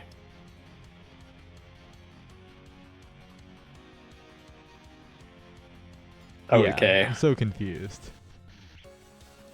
That's a bit of an odd name, I feel. A bit. Like I'm not judging. I've seen my fair share of interesting names. Yep. Oh, And this one. Speaking of interesting, we have a very interesting map pick. We are heading to Inky's Splash Zone. Oh no! Yeah. My least favorite map in the game. It's quite interesting how both teams actually ended up on this. The final 2 picks were Night Market Inky's Fire did the famous Gambit of leaving Inkies as one of the picks and hoping your opponent is too afraid to go to it. But I guess the Chads were completely fine with that. Sometimes I wonder if how these lower these lower level teams, like how they do their map bans. I wonder if they run the ones that they feel confident on. The ones where like if they're doing scrims, if they do scrims at all, right? I'm sure some do because I've scrimmed against a couple I'm of sure them. But Chikara like does. I know Chikara does, but I wonder if like they just run it based off which ones they like, or if there's actually like a thought process, if they have plans and stuff. Maybe we'll get to see one. Yeah, we'll definitely have to see as we see Chikara Fire on the left side of the screen. Wait a second, that's a Great Ostini name off. Uh-oh, but the Juno ban will come through. They don't want to play against that. Juno also particularly good on this map as well, so a good ban all around as the Vice is taken away, which is a little bit less explicable for me. I don't think the Vice is all that good on this map. I don't think it would be that crazy of a ban here, especially when you're against Naga, who is a known rune player. Maybe we're looking at an extra or a spec training start, something like that. Something to scare. Because I agree. I don't think you ban Vice on this map, but maybe it's a good start. Looking at it, it is not. It is not a spec training start. We have a hot shot diveless. I don't know. Maybe they just don't want to play against Vice. I can respect it. Yeah, just a hatred for the character. Shambles looking for the top barrier extremely early. Will not get it. Naga defending away with just the strikes. But right now, this Fini, a little bit confusing. Of course, we'll be more core control oriented on a map like Inkies. You won't really be finding those damage KOs nearly as often. But Ostini pushing up Wave Walker will still manage to clear it out. And again, as I say the damage won't be as high. The Asher of Austin is on death's door. Beanie does tend to do that, like especially with the recent changes. She puts out so much damage, and Fire will find the gold. The water cannon comes through, able to convert. But this Feeny pick, you can't really underestimate it. It's like one secondary into a Feeny card, and you're dead. Without some survival awakenings. It is indeed a lot of damage. The pass splitter, unfortunately, not its strong itself, has definitely looked a little better in the past. As once again, Austin is taking a lot of chip damage. The defense comes through for Chikara Fire, but they have to use so many resources on that defensive side as the Chads are pushing up. Shambles with a spin, but not in time to catch their core. Wavewalker forced to defend with those strikes. And although Silex is doing a great job at pressuring Austin in those situations, it doesn't really feel like they're getting too much off of any particular advantages. I'm curious. Naga has opted into the hot shot. I know a lot of runes swear that Timeless is like really good, but interestingly, Naga has opted out of it, rather having the more primaries rather than the longer lasting ones. And that is why we're seeing red cores. I think on the rune player list of priorities, Hotshot is a little bit higher than Timeless, I think. Because, well, if you get Hotshot, then you can take Manu without any fear of that, the superstition. Not necessarily superstition, but the thing where if you get double size on the creations, it's sometimes a little bit too large, gets blocked from forming too easily. But also because Hotshot is just strong. Strong awakening. And right there, almost getting the save, but the second pillar does not disappear in time. Perfectly scoring on Naga. Bit of a tragic goal, but almost the craziest save. Hey, that was looking sick. All the way up to the very end there, I was hyped. All the way up to the very end. You really had to say that, huh? Hey, look, I was hyped till the very end. It just sometimes bad things happen. That's just how it goes, Bad things happen to good people, but right there, now getting the save. Silex not getting the angle to the bottom side, but a great passing play. No panicking from Shambles in the goal box, sending it down and trusting your midfielder to make the shot the second time around. And although it looked so good for Chikara Fire, Chikara Chads are coming alive in the midfield. 2-2, final point of the first set. Yeah, I believe this could be really big in terms, if they get a size. Oh my god, everybody's going for a swim. Surf's up, and unfortunately, well, despite the massive advantage, Chikara Fire are playing a little too cautiously. I feel like they're giving up the entire advantage, but a great interrupt by Austin doesn't even let Shambles have a chance to flip there outside the flip range. And despite the slow play, they were very methodical. They clutched it out. They didn't let it go, and they're rewarded with this absolutely stacked draft. Yeah, we got quick strikes, we got tempo and big fish, all very good awakenings, respectively. Quick strikes will fall straight to Estelle, as is normal. The tempo's also going to, but we do get big fish on Rasmus, I have to assume. Yep, we're seeing the big fish. I think it's actually okay for both teams. Like Fire got pretty good with quick strikes and tempo, but we've also got Cast to Last and Big Fish on the Rasmus for Chikara Chads. I don't think that really went in either team's favor. Yeah, I will say though, I'm kind of surprised the stacks fell so far. Kind of expected Silux to take it, or maybe even Shambles to take it, because despite the size, speed is just so good on Inky Splash Zone. Yeah, I can see that. Oh. Well, speaking of size, perfectly on the edge of the spin there. Shambles to the top side, getting the goal. And yeah, this really could be the turnaround for Chikara Chads. Both teams picked up a lot of power in this draft, but Wave with the stacks, the size, and the Cast to Last. This damage pressure from Silux will be incredible. That special was perfect. The strike is perfect. Everything coming in line for Silux on that point. You hate to see that. The rune pillar disappearing. It makes you wonder if Timeless was the answer. Probably not. It probably was. But it's those times when things like that happen where you're like, man, if I took the other Awakening at the start, this would have gone a bit differently, and it was some of the worst times. Yeah, we're starting to see a few moments where the Wave Walker creations are kind of getting 2 hits on it, and Naga's pillar disappearing at the perfectly wrong moment, unfortunately.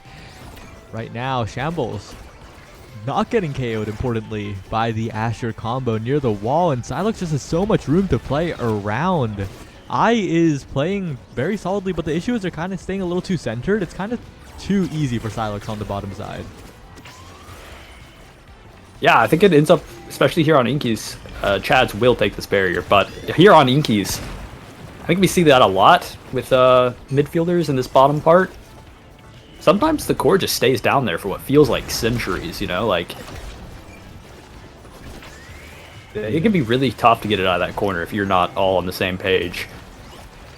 But Austin with the path splitter timing mix-up will take the barrier. We'll look for the goal here, but Wave Walker with the patience absolutely just wins the strike or hits it forward, has the log, hits it out before the core can get into strike range of that Asher, and still sending it away perpendicular to that primary, not letting the goal be scored, holding it down, looking to end the set. Now the demon angle is not quite enough, the special not enough either, as Austin looks for a dribble. Shambles dribbling, loses it, but the creation is there. The Tofu Fortress will hold it down for now. The pillar is a little bit scary on the other side, but another chance for Austin. Flip available for Wave, waits out the primary, and it doesn't hit the pillar. Oh no, just barely skimmed by that pillar. And that will put the set into Chikara Chad's hands. Chikara Chad's. I think it's just a Manu deny here, right? Although, despite Manu not being great on Dubu, not the hugest benefit, taking away from the rune means that Naga just doesn't get the creation awakenings this game.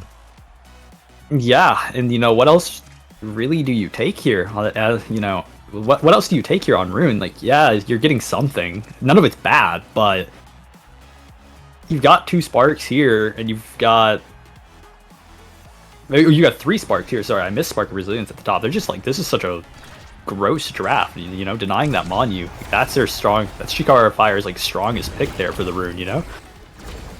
Yeah, and I think Naga's pick there would have been the knife's edge, right? Silux is playing near these edges so often, so well, getting the barrier despite all of that wave, getting the strike ward despite the Asher in their face, and the Asher is now deceased. Wave pushing up, getting the pass down to Shambles. The 50-50 read wrong by I, and Silux is in position. Shambles in position. The passing plays from all three members are perfect, and the Chikara Chads are just looking so much better.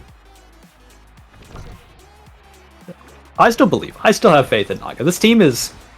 You have to think about it, you know? Like, the Asher is kind of weak early. Like, compared to, like, what... I feel like she gets a lot of credit for being like, oh, you know, Asher, you just face roll. And while she used to be that, like, she kind of needs to scale now, you know? She doesn't do that great. I think if they could pick up an Awakening in this next set, win or lose. You know, also get something for the Estelle, maybe for the Rune. Like, I think there's a very real chance that they, like, find what they're looking for, you know, find what they need to get some sort of pressure here. But you see Silux, so much speed on that top side. The knife's edge is disgusting. The core flip through two. And it's so hard to deal with Silux now. Got that knife's edge, got the speed. And that's everything they ever wanted when they were basically only playing at the top and bottom halves, basically. Like, just the top and bottom walls. Yeah, another good thing is that this knife's edge acts as a defense awakening, you know? Like, that movement speed makes it hard for Estelle to hit you with the primaries, you know? Like, you can outrun the Asher. Like, it's not just an offensive awakening. You get an okay amount of defense from it if you know how to, like, move around. Oh, and actually a great Both stun by cannons. Silux, but unfortunately Shambles is the one who goes down. Striker advantage for Chikara Fire. They need to make something happen here, but Silux is just controlling the core. Chance for Austin, but the blink is not quite enough from the Estelle wave. Still standing, Shambles has arrived. Naga in a hard situation has to strike war too, and Shambles has so much coverage on that corner. This is rough. The third round, third set will go to Chads, and they are rewarded. Are they? Are they? Well, Fight or Flight is available. Will they try to pass it down is the question. The perfect form taken away from the Rune. Deny any chance of enough cooldown reduction to change the game. But Fight or Flight does fall down. Wait a second. No, Wait. it is not picked up. Huge turnaround opportunity for Chikara Fire, I think. Yeah, and Estelle can pick up a 1-2 punch here, or that's what I'd go. Yeah, this is really good for Chikara Fire. You know, the size awakening on Rune let him reach those corner shots just a bit more, but most importantly, this Fight or Flight fell to the Asher. And that pillar somehow holding. Naga getting the banish as well, slowing down the play, not letting the water cannon define the game, but it's all up to this Asher now. Austin has to find the dribbling plays, has to find the core, because that Fight or Flight is just so powerful. Could be the difference maker. Is starting to dribble on the top side with the pass splitter. Does not lose control of it for now, but still it is Shambles taking full control, dribbling back and forth, and well, that special would keep it trapped. I'll be honest, I really don't know how you clear Gravity well. Like, I know you have to follow it up with an ability, right? But sometimes it feels like Gravity well just pulls it in, you know, and no matter what you do, you just can't get it out. Yeah, Naga now built up a lot of energy, maybe an opportunity, but the core slips away yet again. Grade 2 for Fortress from Wave. And the Chikara Chad's roster is really coming alive right now. Naga with the flip will get the barrier, but can they hold it? Because right now the offense from Shambles not quite enough. Defended by Naga. The strike war is perfect, but a great stun by Wave will stop the offense. Oh, but the pass splitter on that corner, the Inky's special moment. The Dubu goes down, but they still need to find the goal. Silux goes down, and Naga can't find the core. The strike war won by Austin, but the strike war won on the other side by Shambles again and again. The primary will not find it. Chikara Chads recover. Silux in position. The pillar is good. The water cannon is there. Still cleared by Naga on that right angle, but Wave will deny with the Tofu Fortress. Shambles now looking up to Silux. Naga has to strike, and I will send it away to the bottom side. The finish will send it to the bottom, and Wave will not be able to reach it. A crazy point, and somehow Fire come out on top. That was a roller coaster of emotions for what I imagine is both teams, both teams losing a member to the infamous water cannon, but there was just so much going on there. Both goalies playing out of their minds. Right now, Naga still continuing to perform, defending against the flip with 2 pillars. Shambles looking for a passing play, but denied by iSnipe. But Silux on the top side, follow-up by Shambles. These plays, the 1-2 follow-ups are so good from the Chikara Chads. And with I low, with Naga forced to clear, such a hard situation, but they finally managed to get the right angles out of it. But still, it is Shambles with possession. The hot shot, the pillar will just kill into the corner. Oh no, that's the second death we've had on this bumper. Not second for fire, just second in general, but these bumpers, you forget about them. Chads will pick up a little gravity well explosion to score, but yeah, these bumpers, they lure you, they seem safe. Since beta, pretty much, bumpers have been safe, and they're not, It's really easy to forget. Yeah. Habits die hard, even when it's something as small as pushing up onto a bumper, both for goalies and for forwards. Right now, Naga trying to play a little bit more offensive with his ego, his speed, but cannot find anything. Austin will get the barrier. Huge opportunity. They need to make this one count. They don't want to lose the barrier here. The flip will send it through. The primary will as well. And it just holds the core perfectly. The dude didn't even get enough hits on it. Set point. Set point and match point. It is set point for Chikara Fire and match point for Chads, but I don't really know. Both these teams are going back and forth, just going 1-for-1 with each other, and it could go to either team. Just depends on who builds up the momentum here, I think. It's looking like Fire. Fire wants to take it to set 5. Oh, and Naga had a very close call at the top side of the barrier. The barrier barely not going down, creating that opportunity for Austin. And, well, this draft could be everything here, but, what's left over isn't the craziest thing in the world, but Primetime, of course, will be a great pickup for the Ruin, one of the best in slots. What? Oh, he opts into the extra special. No way. No, there's no, right? That can't be right. I don't know. I was thinking maybe you go twin drive, right? Because you don't want Feeny getting it. But yeah, it's twin or prime there, I think. But extra special, is it worth it? Is it really worth it? I don't think so. You really want extra special into these characters that are gonna kind of brute force you, like the Asher, the X, the Julie. That's kind of what you want extra special for. So you can just banish them and leave. But that's not how Rasmus really plays, It's been interesting, but hey, they got a pretty significant chunk of damage on Shambles there, and he will fall to the water cannon. Okay, maybe it's working out. Wave still managing to defend. The Chad's not out of it just yet, but the unfortunate bounce on the bottom side. I've seen that millions of times, trying to get the angle down on the diagonal, but it just bounces up perfectly for the enemy brawler, and, well, Chikara Fire not going to miss that chance. Yeah, Austin here has core flip. He can use it for this barrier. Maybe he wants to save it. He's going. He is stuck. He's been kidnapped into the Dubu wall. After serving jail time, Austin arrives to a goal being scored on the other side. Relentless from Shambles and Silux. That special being used to great effect. And we can't forget, Chikara Chads kind of made out pretty well in that last draft. They did. We got Twin Drive, we got Prime Time. I mean, yeah, picking up both. They just have 2 more abilities on their team. That's really just what it is. They just... Chikara Chads just has an extra 2 abilities. Oh! But A does not care. He finds little Demon Angle with the Estelle Primer. What a shot, and now from the jaws of defeat, they are 1 point away from taking it instead. 1 point away from qualifying here, and they could very well do it as they took the barrier so quickly. Looking for the snipe on the bottom side, will not find it for now as the Finny special will clear it away, but Naga will not let the barrier fall too easily.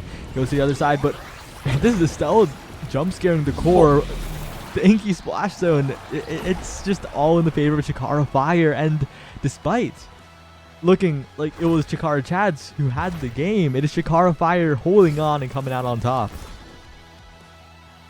Gara Fires, they do. I guess they show that even a map that's got as much water as Inky's, like, it doesn't matter. They aren't worried about it. And they played it very well. They played their water cannon sequences pretty well, I feel, you know? Like, it seemed like they had a lot of power plays from the cannon. And we saw the Asher play from Austin. He really knew how to just funnel it into that corner and just push the goalie out of the way. It was good. Definitely was. But we're headed to another Chikara team that has been waiting for this match to finish. It's Ichizu versus Tank Brigade, and this is an interesting one. Wait, yeah. Ichizu's a Chikara team? Apparently. Okay, neat. I didn't know that. I thought all the Chikara teams had like Chikara in their name.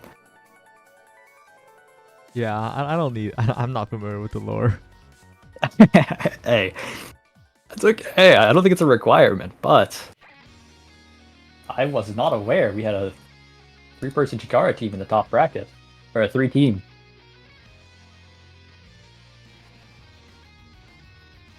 Okay, so this is going to be an Atlas's Lab East game of Omega Strikers.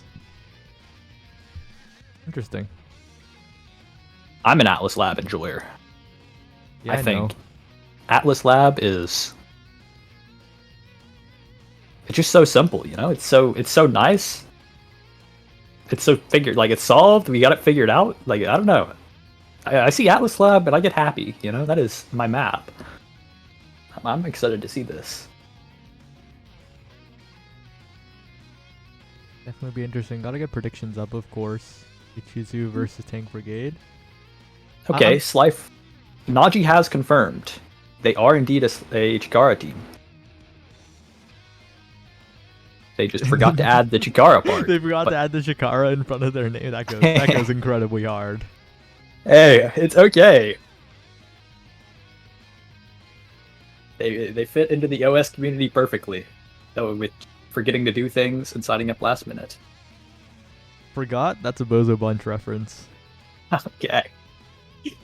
Yes, it is.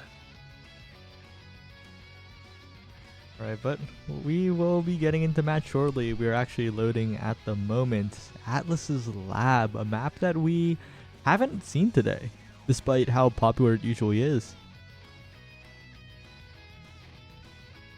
Oh, are we? I think we got bugged.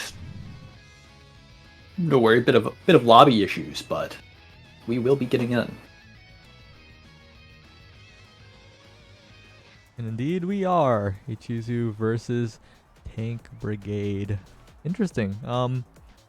If they actually played it now, I think that would be pretty cool, especially on a map like Atlas, but I'm not quite sure if they will. Yeah, we got a bit of an interesting comp here. With this now Estelle hovered. We looking at like a double midfield? I don't know. I still don't know how now performs. Just in general, you know. I know she got buffed last match, but oh, we've swapped off. Okay, it doesn't look like we're seeing the now. Now is a character a bit hard to gauge, especially because for any like tournament spectators, the kind of big tournaments didn't really happen with now, right? It was just like a freak invitational with now, and then we're kind of on a break for like Nassel. No like huge major tournaments, no big lands happening, so it's kind of hard to see where now is at the moment. And well, this is like the opposite of now. There's so much violence in this game. Yes, there is. That's looking like a Luna goalie. Curious, what do we see? Oh, we have a twin drive missile prop start. Oh my. Oh wait. Oh my. Twin drive missile propulsion. Holy. And wait a second. Andy opting to go for missile prop instead of twin drive when twin drive is top 1 on eject Luna goalie. Oh, wait, you're right. Maybe she values having the range. Maybe their goal is just to kill Naji on repeat. I mean, if that's You know, their goal, missile prop. If KOs are their goal, it's kind of working right now. They did get that KO early. Striker advantage, great, but Andy's flight is just completely stopped by the center exploding. You hate to see it, but you'll see it so often on this map. Atlas's lab is a no-fly zone for the Luna players. There's a famous clip, I think, of, was it 3Z Breezy flying on Atlas's lab and then just getting KO'd by the center? I believe so. It was either 3Z, maybe it was Vaughn. Maybe it was I'm not too Lumos. sure. I think it was 3Z though. But Ichizu will find the first goal. These two teams, we haven't really seen them in the past weeks, I feel like. Or if they were in the past weeks, I think they weren't placing nearly as high with them in this qualification match for the finale. And Ichizu looking like they're piloting this damage comp to full effect. That missile prop damage cannot be ignored right now, as they're just KOing Nom Nom on repeat from the side of Tank Brigade. Yes, they are. Yeah, they just have so much pressure going out with this Luna and the Zentaro, and then you just have Julie kind of walking around just confirming, you know, that's kind of her job, looking for the kills where she can, but the Centauro and the Luna is really just putting in work, and oh, a beautiful little sequence there. All three members with the rocket, the dash punch, the Centauro dash, all coming together to just get Tank Brigade on the board. And Emissivity, I feel like there's a reason we remember the name, because they're just winning all of the strike wars in the midfield. So much patience, getting the barrier as well. And combined with Andy getting the flip to not lose double barrier, they're lacking a ton, but still managing to get the save somehow. Question marks going out as Naji can't believe it. I see Andy is using my pathogen eject button without having eject button tech. But he does have eject button. So it's a bit different. But he's using it a lot better than I do. Looking a bit like Gromella on Atlas Lab in that one rune game at the moment, as Fudgy has revealed that is indeed Lumos. So I was right. I thought I was seeing things when I said Lumos, maybe. But no, as another KO comes through for Tank Brigade. They are just rolling through this game, getting KO after KO. Ichizu needs to find a way to stay alive, but right now they're just dead. It's brutal. It's so rough, you know, like if you can't survive the onslaught, it feels like you can never build any pressure, you know, because you just can't. The core comes over to their side and it's immediately off. And that's just how these kill comps go. And the only points Ichizu have managed to pick up are really just Nom Nom finding snipes, Injecto finding snipes in these situations, and this could be another one, but a great rocket by Andy will send it away for now, and Emissivity looking for another KO right away, as that perpendicular punch after the dash from Kozuno is just, okay, that's the end of the first set already. This could be bad. You really don't want to lose to kill comps early because they scale so hard, and oh no, the spec training for the Luna. Could opt for a lot of other things too. Could opt for the stacks, could opt for the 1-2 punch, but spec is nice and simple, easy to use. Could have also opted for the super surge, but you know, you don't really have to think if you just click that spec training. Your special just one-shots now, and 1-2 punch falls down to the Juliet, a ridiculously devastating draft in the favor of Tank Brigade so far, and the quick strike as well. Oh my, oh no. Oh, this is rough. This is a rough draft for Ichizu here. No survival awakenings, and I feel like Tank Brigade kind of just got like double their damage, you know? And Deadeye is still on the table. Extra special is still on the table. This Luna can scale further. But this is just reminding me of that one game when it was LP Thieves versus... oh, I forgot the other team. But LP Thieves lost because they barely lost the first set to a KO comp on like Deadeye Luna start. And it's looking like the same thing here. It's looking like the exact same thing. Yeah, no, these... I think we've seen this comp a lot. Not this specific comp that Brigade's running, but this Luna paired with like a Zentaro, and then you give them some sort of midfield or, you know, something that can just offer a little bit damage or confirm. We've seen it a lot, and that's just because, whoa! Wait, Andy is a master of the eject button tech. The eject lag tech, that was sick. Looking a little crazy here as flips available for emissivity, but the barrier will still be taken. Nom Nom doing their best at the moment, but it's still saved away by Andy, who goes across the entire world.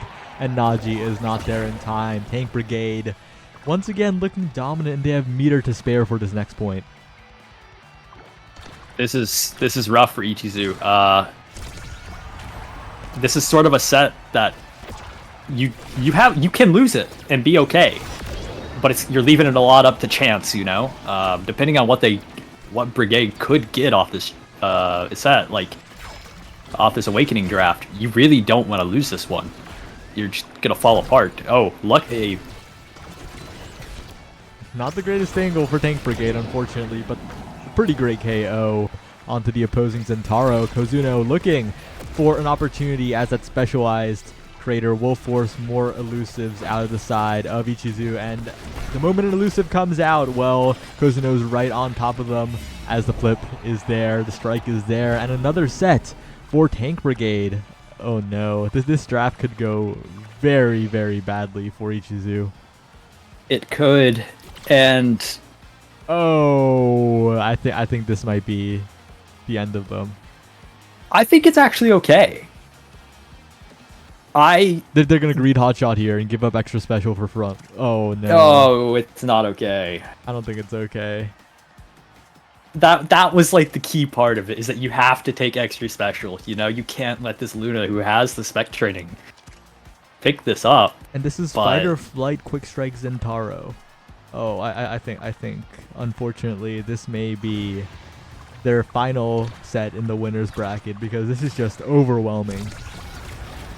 Yeah, a bit of a drafting error will send them to the lower brackets. But I don't know. Maybe they can do something. It's not looking too good though right now. Unless they can. Maybe we find a kill on Kazuno. Kozuno looking low, but oh wait, they find a kill. KO. Wait. Okay, bit of an opportunity, but Andy clutching up, getting a barrier into striker disadvantage, and Nom Nom is incredibly low at the moment. Has the hotshot, trying to make a play here, but Andy continues to make the saves. Will miss one strike and an opportunity for Ichizu at the moment, but their playmaker, the hot shot, Estelle, is down, the barrier is down, and Emissivity is in position with the second strike. The primary is perfect, and despite all of the work that Ichizu did, it is all erased when their playmaker is gone. Yeah, it's very rough. At this point in the game, for Ichizu, your only option, right, is to play your evades and play for your levels to get your health up. You know, you can't... You have to win this set if you want to get any stronger, you know? Like, the only way you're going to build any strength here is if you manage to find some KOs, get that comeback XP, or manage to take some barriers, but I don't know how you do that when you're just like always dead. Like, you know, they're constant, you're full staggered, like there's not much you can do for taking barriers. That was the least savable barrier I've seen in my life. Naji made a great save with the dash, had the strike at the perfect opportunity, but the core came back. The nuke was dropped, and there was nothing the Asher could do to save that one, as now Tank Brigade 1 point away from qualification. This is a brutal game. Pretty stereotypical, like, Atlas kill comp game, but it is still brutal to see every time because it's just so much. But wait a minute, Ichizu, they don't want to go down. They will. They have life. This is their chance. They don't have an Atlas, but someone, maybe a Chikara coach hopping into their VC, is saying live right now, and maybe there's a chance. They have a little bit of meter to work with, not too much, but if they can get a barrier like that, if they can snipe the second one, because Nom Nom does have cooldowns at the moment, can they make it happen to get the second barrier? Ichizu, oh, but the Stell going down. It's going to be so hard for Injecto to play this. It's looking really bad. Andy's up there having a bit of connection issues, it seems. The entire team of Tank Brigade looking like they are eject buttoning as Andy. Bit of a connection issue. Whenever I joined, we were in the red room or whatever, the red zone, the Chikara red zone, whatever it was called. They were talking. I think Andy's their one that's on 100 ping or something. Oh, Maybe, I don't know, but he seems to be having a lot of problems. Oh, okay. Well, and those problems will let Ichizu close out the set. Maybe having some technical issues, but we will see. Oh, and that is a very unfortunate draft. I imagine we'll probably see a pause. well, the draft has to go. We can't. We don't have the technology to pause in the middle of a draft. The draft must. Well, still go yeah. on. The draft will have to go on, unfortunately. The Deadeye will be picked up by No Luna. way. Oh my god. There's no world. Right? No way. I guess we just... They're not worried, but they're not worried about this Luna.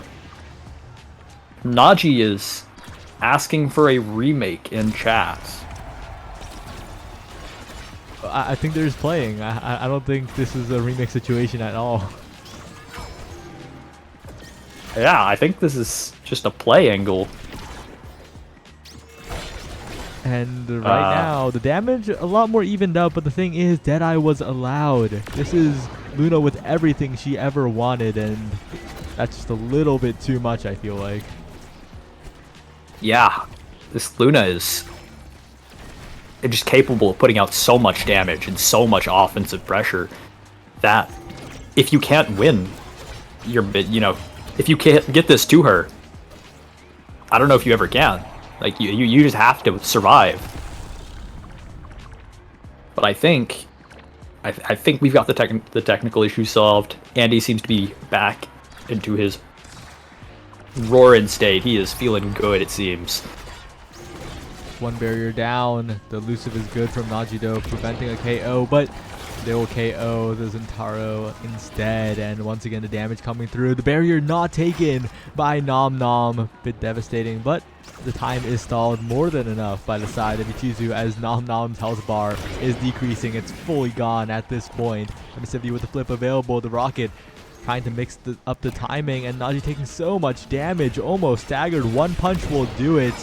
And Kozuno getting the KO, the ace as Nom Nom respawns. But wait a second, a kill on the other side. Nom Nom though wastes the Crystal Thorns. This might not be good. 4 seconds left on the respawn. The snipe does not get it out in time. Emissivity looking for the flip, and Naji will arrive. Bottom side needs to be covered. Injecto gets the clear, but oh no, the Asher space too far back is gone for another 8 seconds.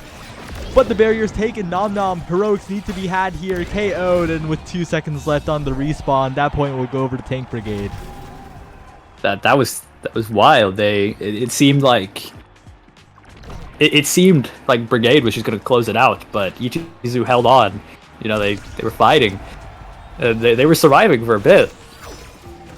Even taking their own barrier, like it seemed like they were making a pretty good solid comeback there, but Brigade still just manages to keep you dead. Keep the cooldowns, keep the death timer staggered, and oh my, they just do it again. They do it over and over and over. As Nom Nom will have to be even better here. Has to use the elusive. Does use it. Does dodge a ton. Wait a second. Nom Nom staying alive but taking a lot of damage. Will not get the chance to respawn. To regen, I mean, as they're forced to wait for the respawn timer. Injecto looking to be the hero, but they're no hotshot Estelle in this moment, as Emissivity will get the barrier easily with the crossfire onto the barrier. The jump scare from the rocket by Andy, and that will close it out in the favor of Tank Brigade. It was, that was a bit rough of a game for Ichizu. I think Brigade just, those first 2 sets set him up so well. You know, and it's rough. Like playing against it, you know, we see Kozuno, Kozuno with 16 KOs. Least violent OS game. There was a lot of damage in that one. And, well, that's just how it is sometimes, as we're going to head down to losers round 5 as soon as possible because we got to keep this going. We do indeed have to keep it going. We got to get you to your fighting game. Yeah. Wait, when is the playtest? I need to look up when the playtest ends. let's see. What's our next game looking like? Chikara Pandas versus 4 Big Guys. I don't know either of these teams. Any of these players. I saw 4 Big Guys play earlier while I was watching, waiting for my turn in the caster's booth. It is the next game, right? Yeah, that's the only game that's scheduled.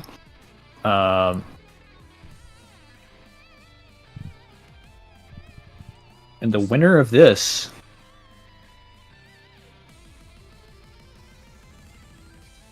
Goes to the qualification match against Chikara Chads. yes. That'll be interesting. Yes, it is. I imagine. Are we waiting for all of round 4 to end? What do you mean? Losers round 4. Like the top part of the bracket. We have Nameless versus Asher's Big Barriers, and then Convergence versus Everybody Loves Dubu. Are we waiting for that match to end? We need to run this one as we wait for that one. And we're also waiting on this one to do the qualifier. So if we run this one, the other one will catch up to losers round 5, right? So we start the losers qualifier match at the same time as the other losers round 5, and by the time we're done with the losers qualifier match, the other one should be ready perfectly. That's the logic. Big. Okay, so we're going to Chikara Pandas versus 4 Big Guys. Yeah. The winner of this will move on to the duel with Chikara Chads for the qualification spot.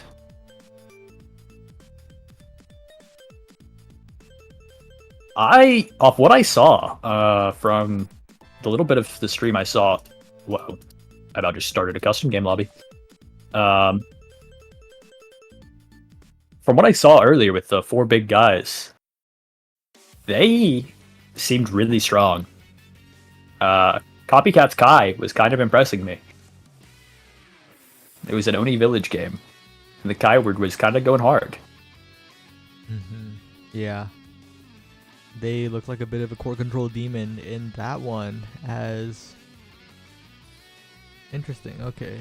I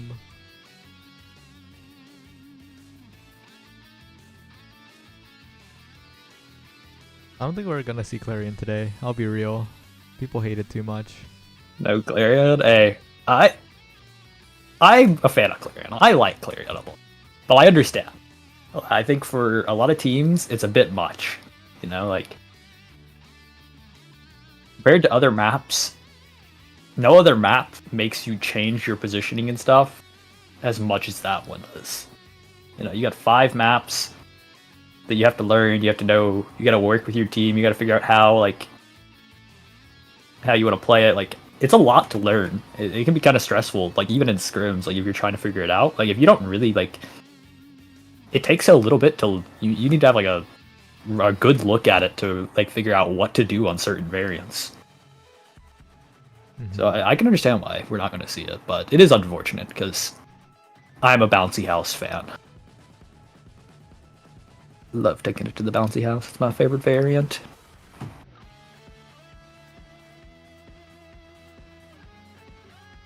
Alright, and it looks like Inkies and Oni are also off the table. No Clarion, no Inkies, no Oni, and that just leaves the 2 boring maps, the ones we all know and love at this point. The standards for a reason. It's Atlas and Night Market on the table for 4 Big Guys to pick from.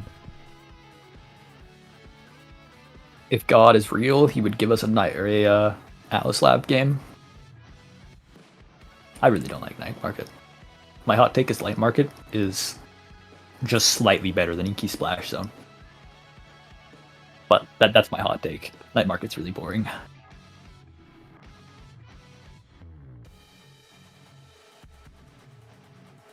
Oh, we're playing Atlas Lab. They heard you.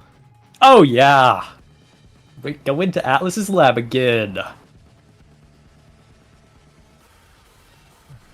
Back in the lab again as Chikara Pandas look to take over this demon of a team, the 4 Big Guys. It'll be interesting. I'll say it. I'm not exactly sure how this will go. Not the most familiar with Chikara Pandas specifically, but they did really well last week, I think. So if they can keep up that performance, I think they could push for the losers qualifier spot here. Yeah, that is very real, and I could even see them running the same comp they ran on the Oni game, the Kai, the Estelle. They both do okay on Atlas, I think.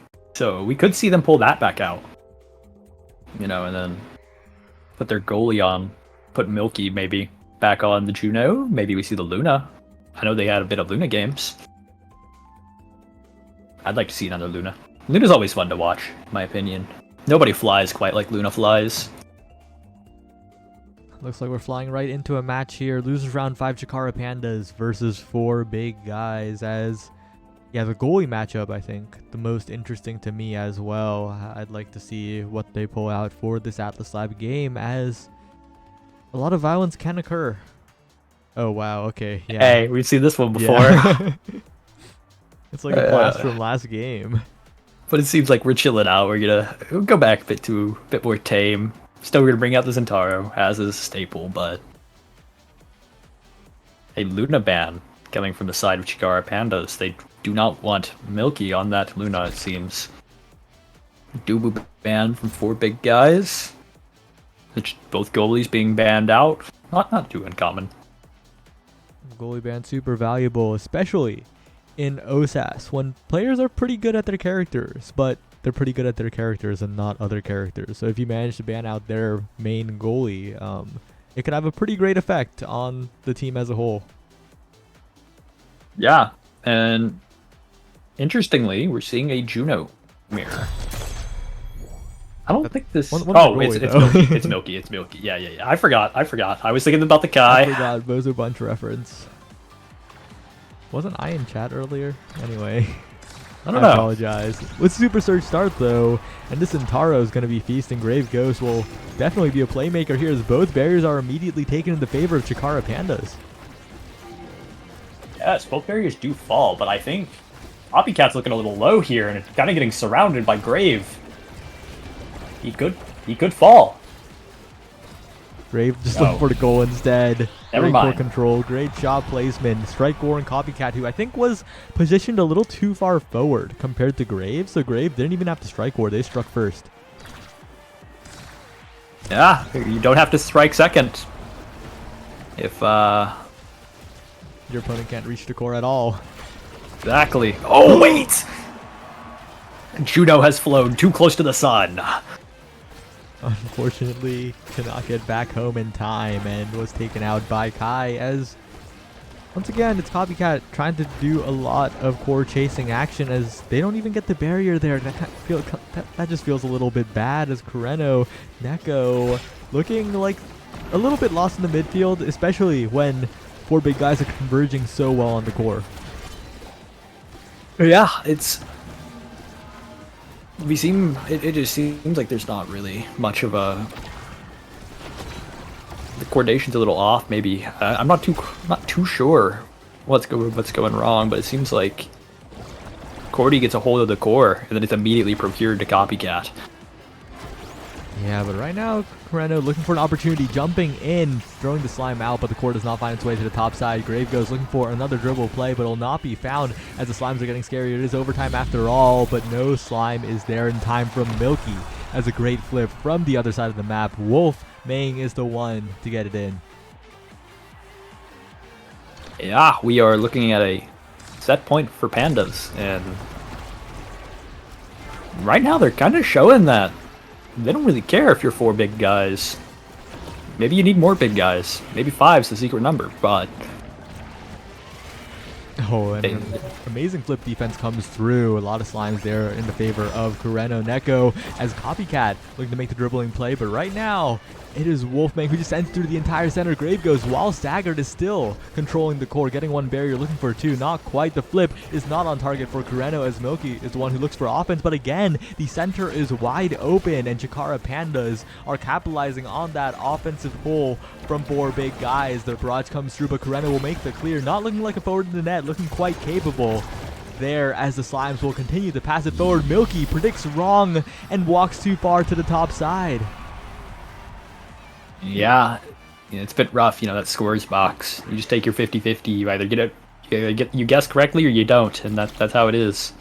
But that'll put the set in Chikara Panda's hands, and it's a set this Awakening's pretty good. This draft, you got quick strikes, you know, quick strikes, prime time, perfect form even. There's a lot here. We will be opting into the... They pass Wait. quick strikes down that situation. They don't go 1-2 punch, 1-2 quick strikes. Oh, I expect the other order, but this is fine too. Like, this is just incredible power in the favor of Chikara Pandas. They get a massive draft advantage, and I just gotta favor them now. Yeah, I guess the Zentaro, the Zentaro was looking a little scary. Oh my god. Yo, what happened? Got true comboed, I guess. Feels a little bit bad there, but can they capitalize on it? 4 big guys. I'll be real though, I don't see 4 big guys on the screen. That team only has 3 players, you know? The limitations of Omega Strikers may be stopping 4 big guys from their full potential right now. As Cordy's taking a lot of damage, they do get the barrier. Copycat's offense is good. But again, it is Milky Milkers trying to make an offensive play. But again, the slimes from Kureno Neko are just perfect in terms of stopping the offense. Yeah, Cordy's looking a little low here. If they can confirm this kill and do something with this power play, it's looking bad, but Wolfmang holds it just a little bit. Grave's not able to connect to this barrier, it seems. Oh, maybe not. Maybe he is.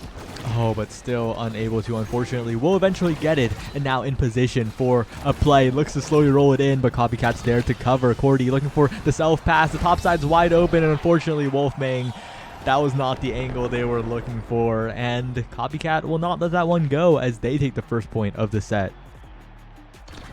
Wolfmang's making a lot of use out of this prime time he picked up in last draft. He is looking a bit like a machine gun out here with the barrages, but it seems like he's just got a barrage up for every offense that 4 big guys here can build up. And it's because he does. Oh, Prime time's just a little strong. As we're talking about prime time, Wolfmang, no barrages will save you there as Copycat, after the incredible offense from Milky, I'll be honest, like, just jumped to the top side, got the flip. Both barriers were taken by 4 big guys, and it's a complete turnaround despite the draft. Yeah. Oh. Immediate. Wow. Oh my. I feel like these last couple rounds, whoever jumps to this core just gets blown up. Hit with every ability, it seems. This time it was Zentaro, but... Yeah, you do leave yourself a little bit easily targeted if you just jump on it on kickoff after all. And the side of 4 big guys has been pretty good in terms of actually targeting Grave out of Elusive, out of that special. They've been targeting the end of that very, very well, especially when the Zentaro is close to the wall. But right now it's Cordy who is low, taking damage, staggered. But again, they haven't really been able to find the KOs. The side of Chikara Pandas have gotten damage, but not really been able to get the striker advantages. Yeah, Cordy will heal up. He'll get himself a little orb there, and they'll put it away. Put it away. Set 2 going into the hands of 4 big guys. Heads up play by Milky Milkers. Unfortunately, Wolf kind of burned the strike a little bit there. Feels bad, but it is what it is. And Hotshot now available. Who cares about that 1-2 punch? I guess, as Milky was just waiting for the Hotshot. Hey. They just knew, you know? They knew it was coming this set, and they knew they were going to win it. I understand, but also got a bit of a glass cannon, bit of some damage and speed. Stacks for Copycat, not bad. And then Rasmus and Taro are picking up what's left over. I imagine a Spark. Probably Spark of Agility, yeah. Not a bad draft for either team. I think 4 big guys comes out on top just because of how strong that Juno Hotshot is, but... Yeah, but this game has been anything but rational when it comes to drafts and winning sets, but more of the same continues. Great save on the barrier by a Wolf, but the offense is continuing for the side of 4 big guys. Putting it in as Copycat lurking with the barrage and will take the goal. Copycat's shown quite a bit of like proficiency with just putting the rock in the neck with that barrage, you know.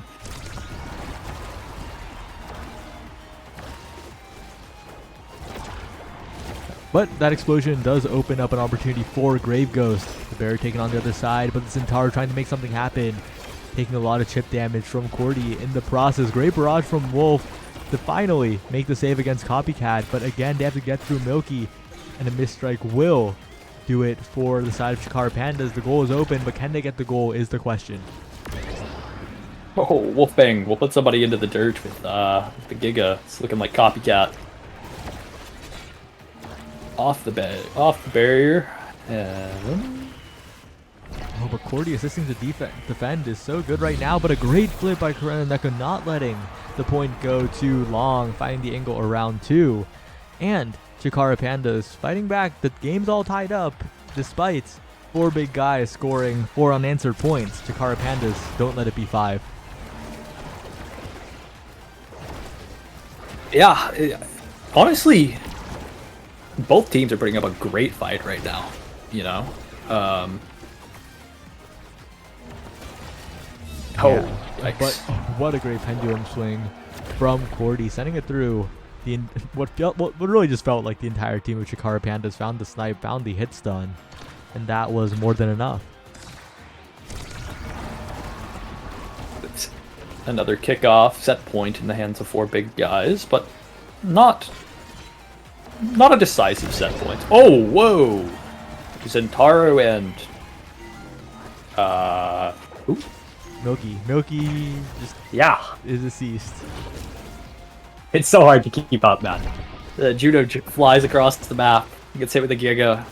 Zentaro's dashing. It's hard to keep up with who's dying. And Copycat's looking to barrage it down with this bottom lane. Flip will come out. Hey, a really good defense by Wolfgang.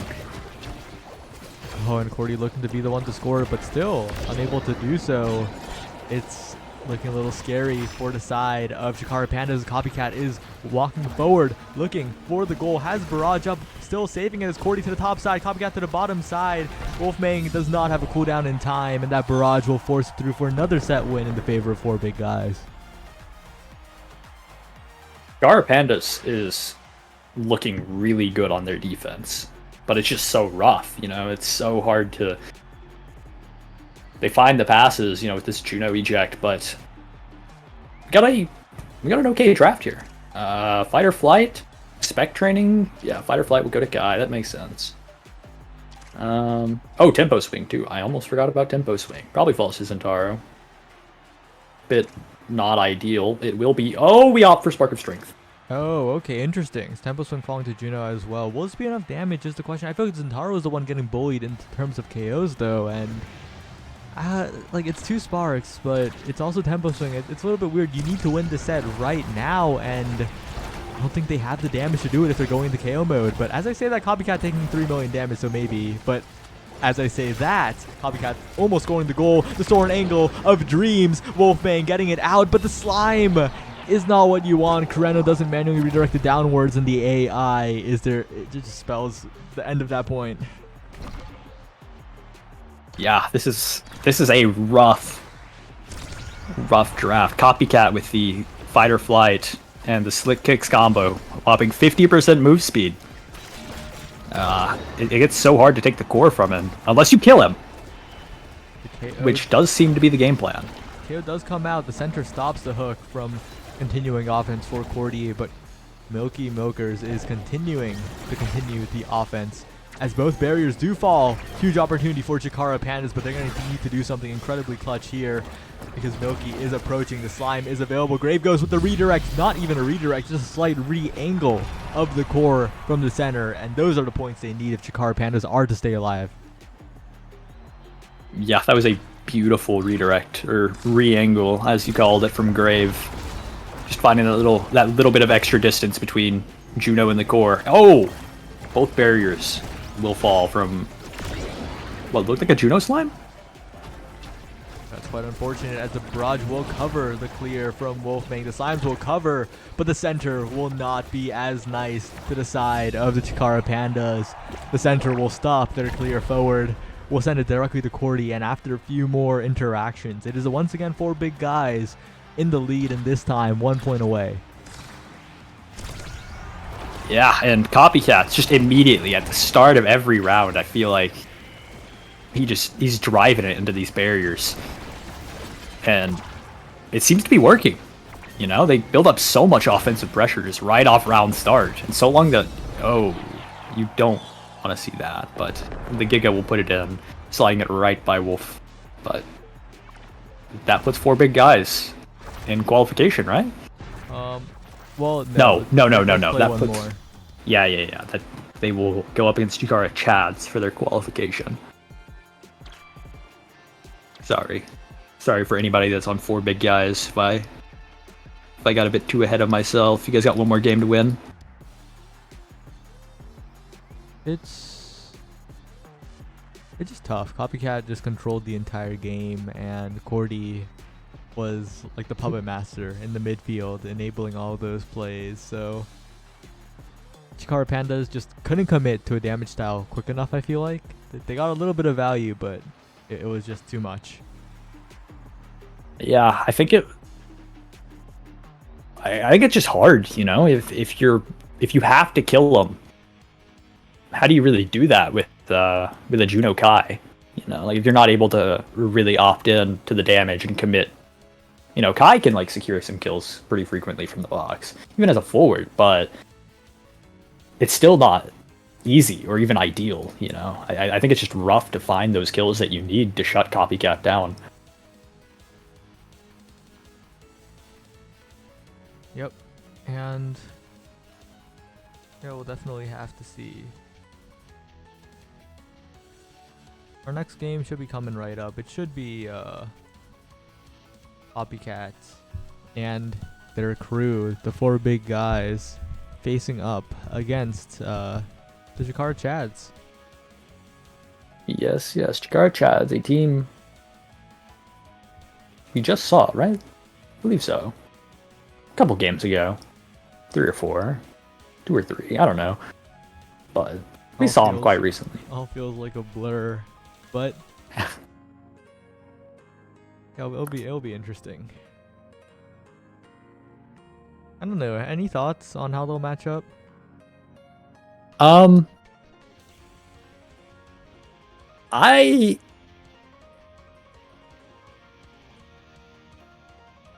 Copycats and his crew is kind of impressing me. I feel like every game I've seen them play, right?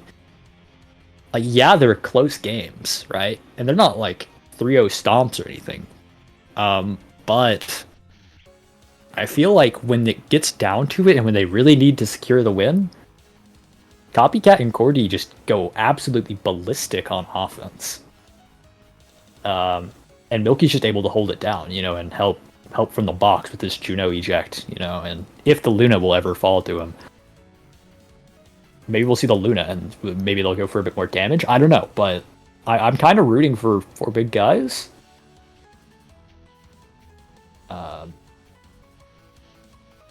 They just seem to be going absolutely insane tonight. Yep.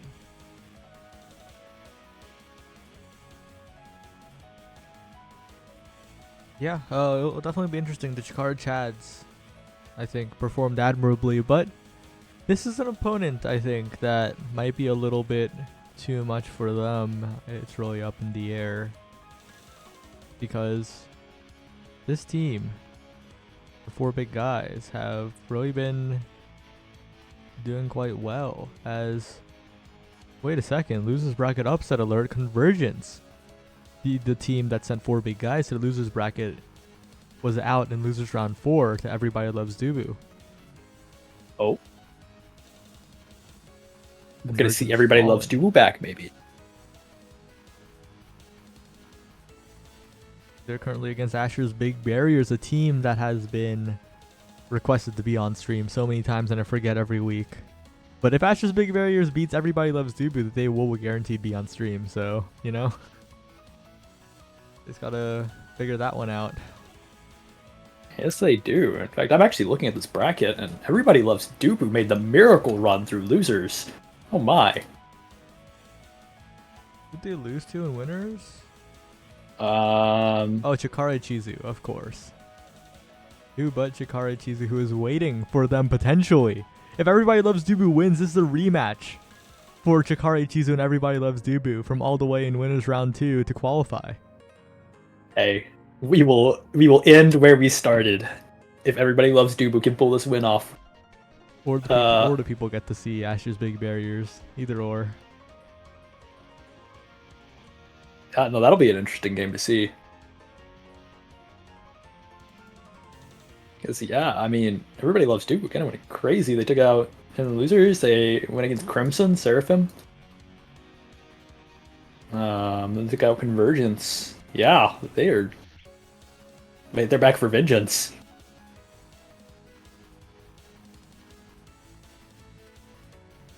Alright, but this Silex Shambles duo has been pretty solid. Atlas Lab, it appears, and... Are we on Denver? The server is selected as Denver. Okay, it seems like that is where we are going, as this losers qualifier match, Shakara Chads versus 4 big guys, will start like right now. Right now. Okay. Not starting, Saya. Yeah, well. Soon. Maybe? Maybe we got a water break? I'm waiting for the Chikara chats to ready up. They're not pressing the ready button. Oh. Silex is setting up their phone hotspot. Okay. Wait, is Silex a mobile hotspot gamer? That's actually crazy. They're all the way here in a qualifier match. Hey, I can respect it. I actually used to be a hotspot gamer as well. Really? Not for OS, but Oh. back before, like, whenever I was playing League and stuff for tourneys and stuff. With the flop-top origin story. Yeah, back whenever for like my high school, whenever I was on my esports team, my only way of playing was I'd have to hotspot my Wi-Fi and I'd be playing at like 100 ping that would also spike anytime like my door got shut. Or if somebody walked through like the hallway, I'd spike to like 400 ping for like 10 minutes. It's rough out here, but we will be loading in. They have readied up. So we're gonna get it shortly. Unlike the previous one, this is a qualifier match. This is for all the marbles, because if you lose, you have to come back next week. Wait, is it next week? Is it next? Yeah, it's probably next week. Whatever, I should probably know this. But Atlas's Lab, I'm interested to see what the drafts will be. Will we see more KO comps? And I think it's pretty likely from the side of Chikara Chads because, you know, Sideluck's on the Fini. Yeah, I'm looking at this Fini and this X hover, and I can't say I'm too excited. I think this Fini character is a little gross, but I understand. You gotta play what you gotta play. You know, no. Oh, and no the X bad- will be taken away. But I think the Fini is way scarier than the X because Yeah. Shambles could just play another brawler. Yeah, Shambles can just go as Zentaro, go with Julie, like anything really. It's looking like we're gonna see a Julie, but I don't think it really changes. On the other side, the Juno goalie, once again, it worked last time. They'll try to make it work this time as well. But this time, no Dubu goalie ban, so Wave gets the Dubu. Yeah, and I think we're gonna see the run back. I think 4 big guys are just gonna keep their comp simple. You know, they've done it quite a bit. Will we see the guy? But with this Kai lock-in, unlike the Chikara Pandas, the Chikara Chads are equipped to do the damage. They're equipped to get the KOs. So this could be a very different game, or it could be the same thing. It's true, and we're looking at a tempo swing start. That is 6 tempos. Oh my. Oh, I can't say I would have locked Guy in this game. If it was me personally, I don't feel safe, and I think we can see why. Copycat is immediately almost dead. He is into the staggered state, and he is Copycat. fast. Copycat was indeed not safe at all as Shambles will secure the barrier, taking no risks, even burning the special as Wave just walks all the way up. The strike war won by Shambles. And wow. You know how like people use the word tempo to vaguely refer to the state of the game? Well, tempo swinging firmly in the favor of Chikara Chads. Yeah, no, it's rough, and Copycat taking the star there for a solid chunk of his HP. Already looking low again. Black Hole does so much damage, and this guy finally regenning, but it'll immediately be stopped by the Fini. But on the other side, they do take 2 barriers.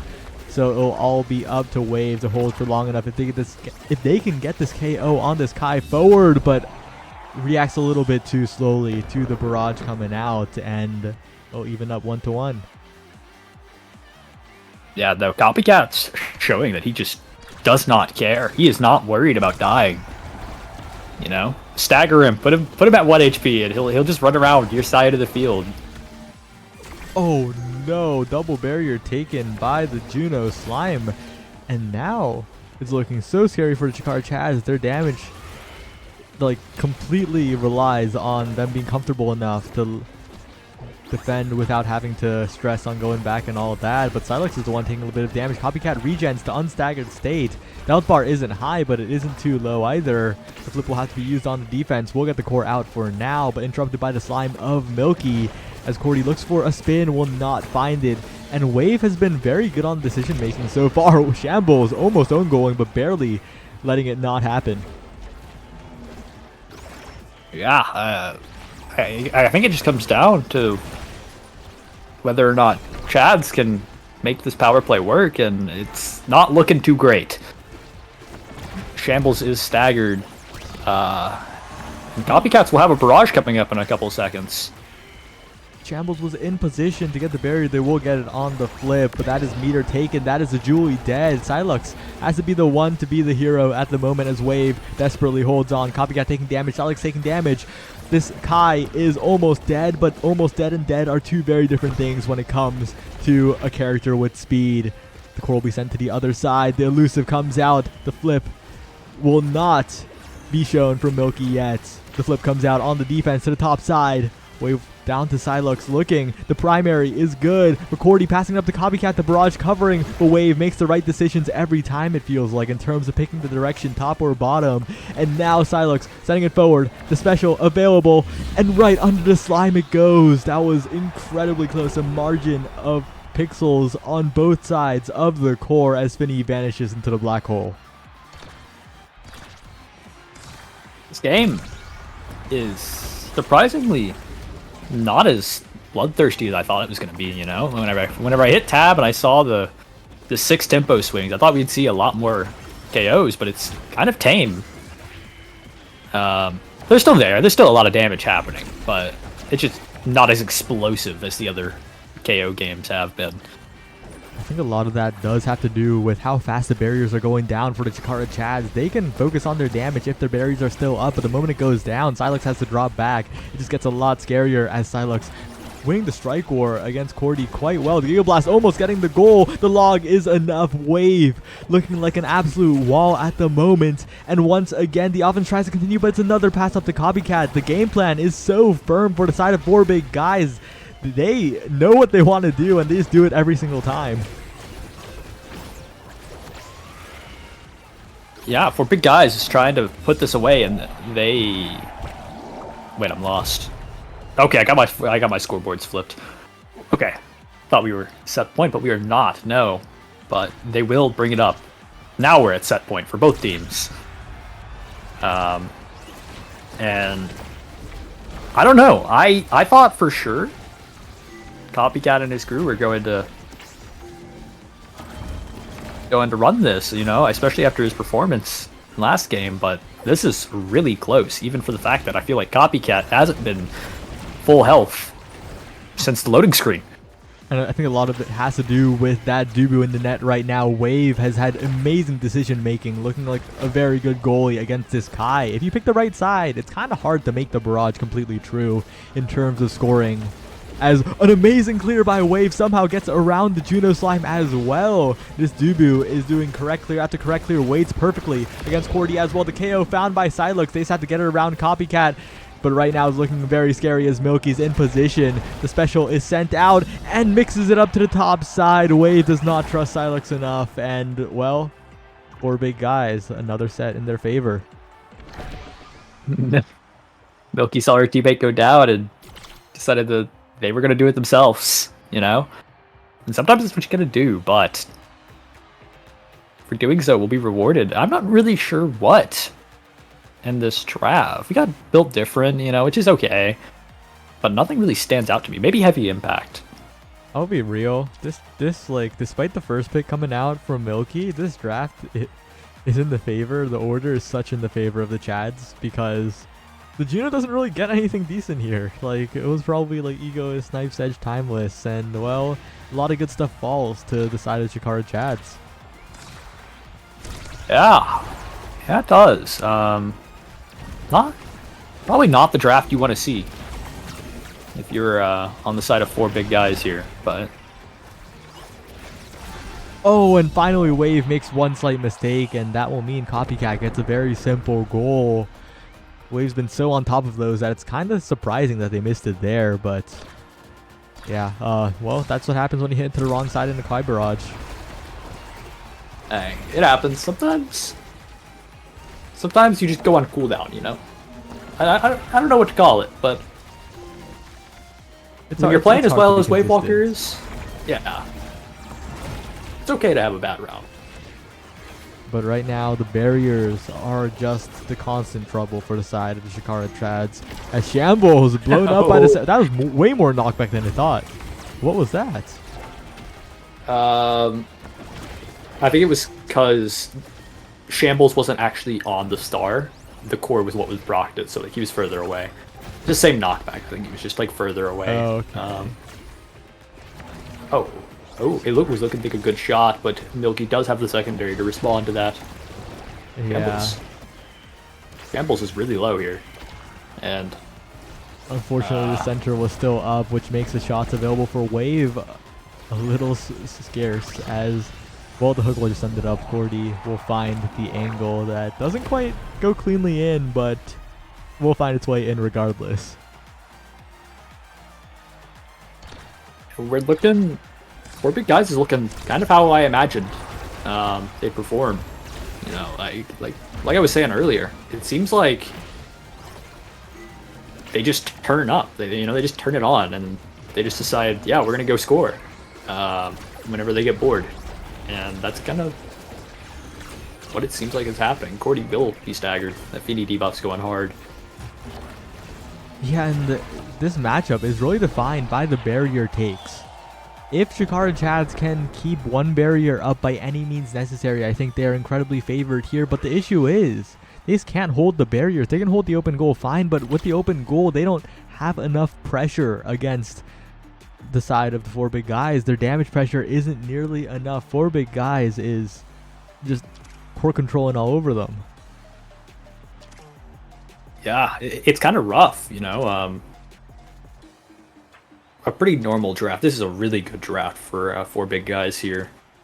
You know, the missile prop, the big fish, and then your Juno gets glass cannon, which is take it or leave it. But this big fish and the missile prop on Kai, suddenly Kai has a lot more range. You know, sneak a lot more goals in, and then Rasmus is feeling big. Some would say feeling like a big fish, but oh my! And this is what happens when the barriers are still up. Chikara Chads is free to put on the damage, but can they find the KOs? Can they find the follow-up is the question, because right now, the members of 4 big guys are staying alive, but they do find 2 barriers off of the basically power play, pretty much. Making them so scared that they couldn't really play the video game, but Wave doesn't have cooldowns. Copycat's in position, and Wave does not find the right side to strike it yet again as Copycat turns around the entire situation. And again, this is just so defined by the early barrier takes. Yeah, no, it is, and it's rough. You know, like Kai and Rasmus are both characters that can just run up and get core control off kickoff almost immediately. Oh, Dubu roll. We're looking at a 3v1 over here for the side of Chikara Cats and you. Despite the power play, despite the 3v1, it is still 4 big guys somehow finding a way, but the power play will continue. The Hubu Fortress will stop any chance at a goal from Milky, but that's a lot of cooldowns burned for this Dubu as Copycat is still on the field. The respawns will come in shortly, and Silux is low. Yeah, it's looking... I don't know anymore. I still think 4 big guys is feeling it. They're feeling good. This could be a scoring attempt. Both flips on the side of Chad's burnt, but that double it will size. inevitably get win. Double size you were talking about. Cordy's primary is the size of the entire world, it feels like, in that moment. And now there's 1 point away. Incredibly dominant performance. But we saw in that the start of that 1 point, damage like this, it can come out for the side of the Chikara Chaz. They just need to find some stability in the barrier defense. They need to defend this barrier somehow, some way. As the roll comes out, that's a lot of resources burned. They need to find something on the other side, but the core will just go the other way yet again. And still, they cannot find it. They do get a KO on the most valuable member of the 4 big guys, but the barrier will be taken regardless. And this is exactly where 4 big guys make the clutch plays. Yeah, I think it just right here. I think they need to close it out. It seems like Chikara's, the longer this game goes on. Oh wait, a Giga Blast will put Dubu into the net. Oh, And a Strike War win, a primary will seal their fate. 4 big guys qualifying for the finale. yeah, I was right before the Giga Blast. I was saying that it seems like the longer this game goes on, the better Chikara is getting at finding the damage. You know, finding the kills, and it just seems. It seemed like they just couldn't get it quick enough. You know, they couldn't like organize it, couldn't get it running fast enough. Sometimes it just happens. You know, and Copycats and Gordy were just able to really abuse the fact that they had free reign off kickoff.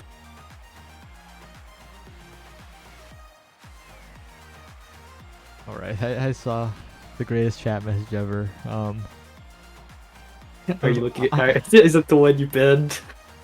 I know that this is a genuine question. I'll answer it in a second, but this is gonna become a copy pasta.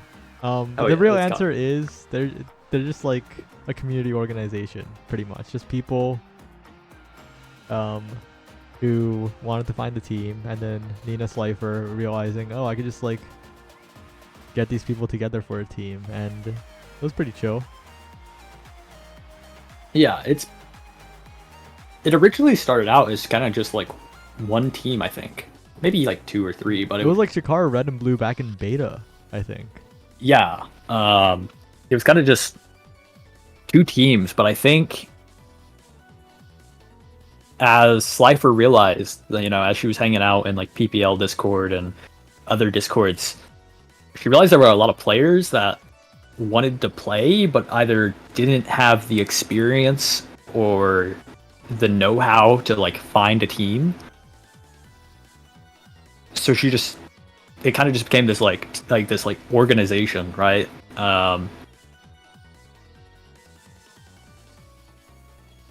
speaking of organization, Appabug kind of betraying the organization as he cheers for Asher's Big Barriers over Chikara Chizu, who has undergone a name change in the middle of this tournament on StarGG. Whoa! Oh, okay. A new team has shown up in the losers quarterfinal. Don't know where they came from. But unfortunately, everybody loves Dubu. Has fallen. No Almost made the rematch. miracle run. I wanted to see the rematch, but we will be seeing what chat wants. That being Asher's Big Barriers.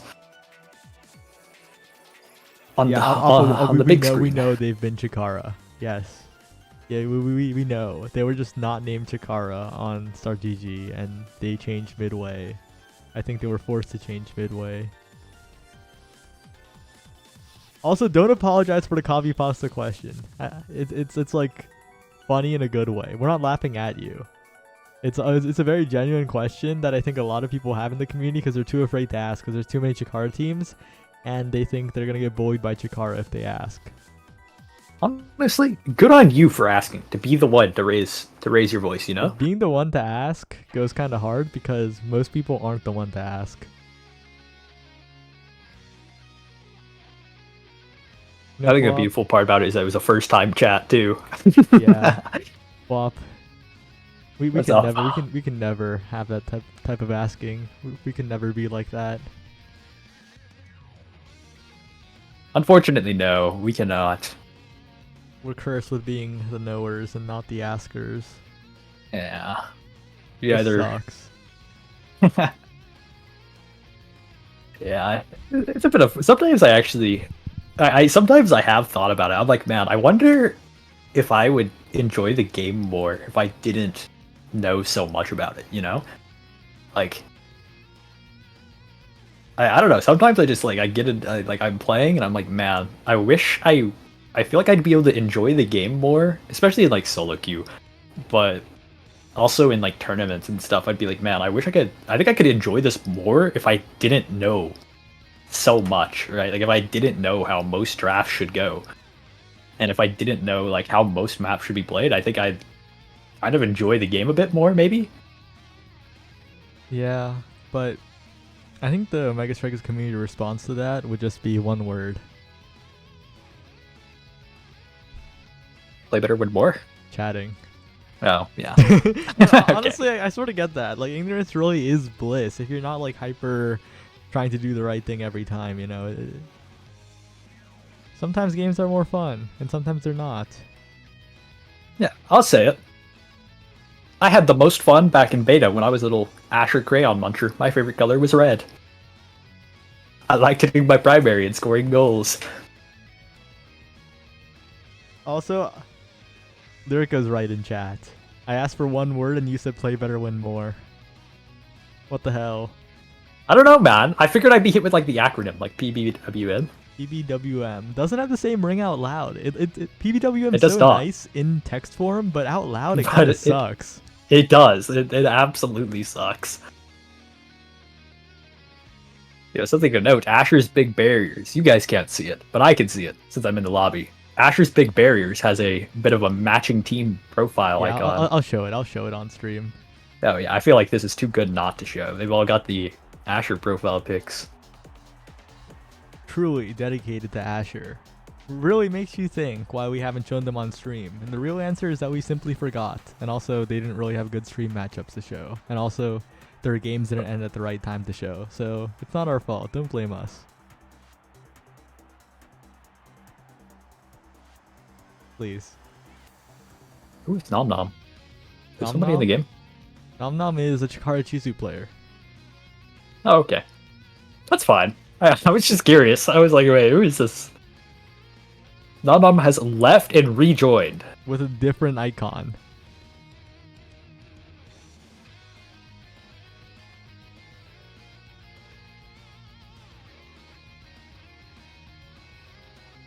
Where's this other team?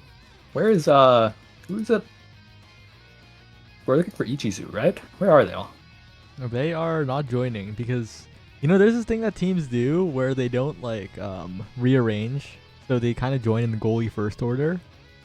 But we can rearrange, you know? You don't have to do that.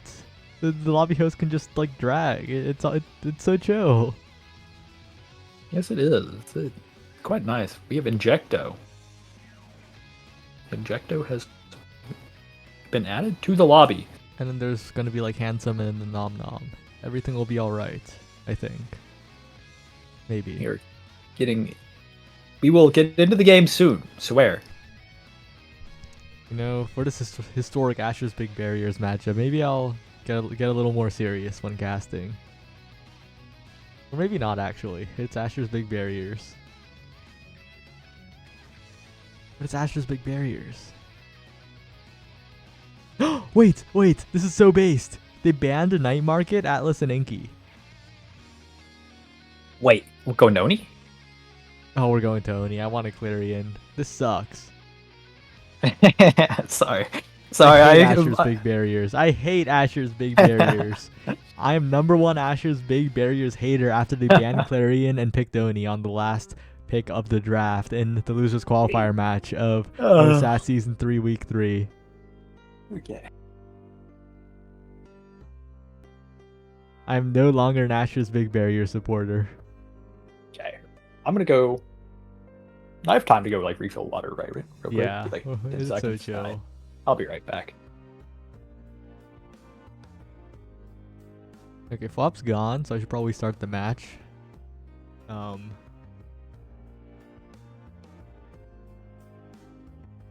Just kidding. The match isn't gonna start that easily.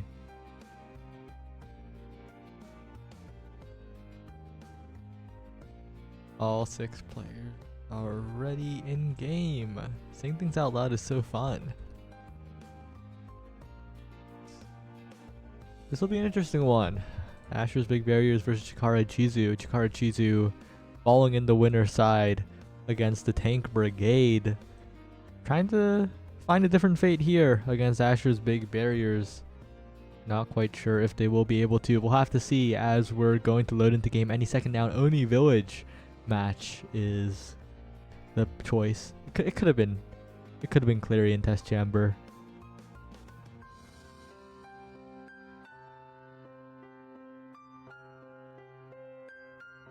It could have been Clarion Test Chamber. They had the power. But instead, we're stuck in an awkwardly long loading on Oni Village.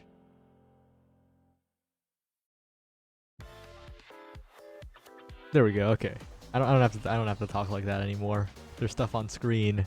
The people's attention will be kept. I don't have to constantly ramble about things to keep the retention of viewers up.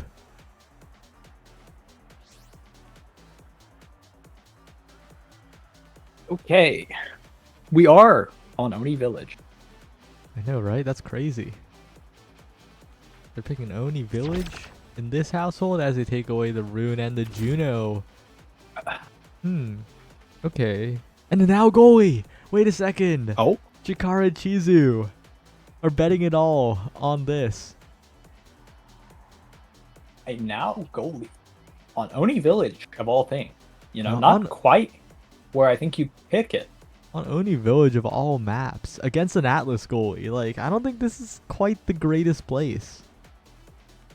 Yeah, I think for Oni, you want a bit more of that defense. You know, you want the Atlas, you want the Dubu, and the Rune in some cases. Like, you want that perma defense, and I don't know if now can quite offer that. It's a super Maybe they know surge. something we don't. Super Surge timeless starts.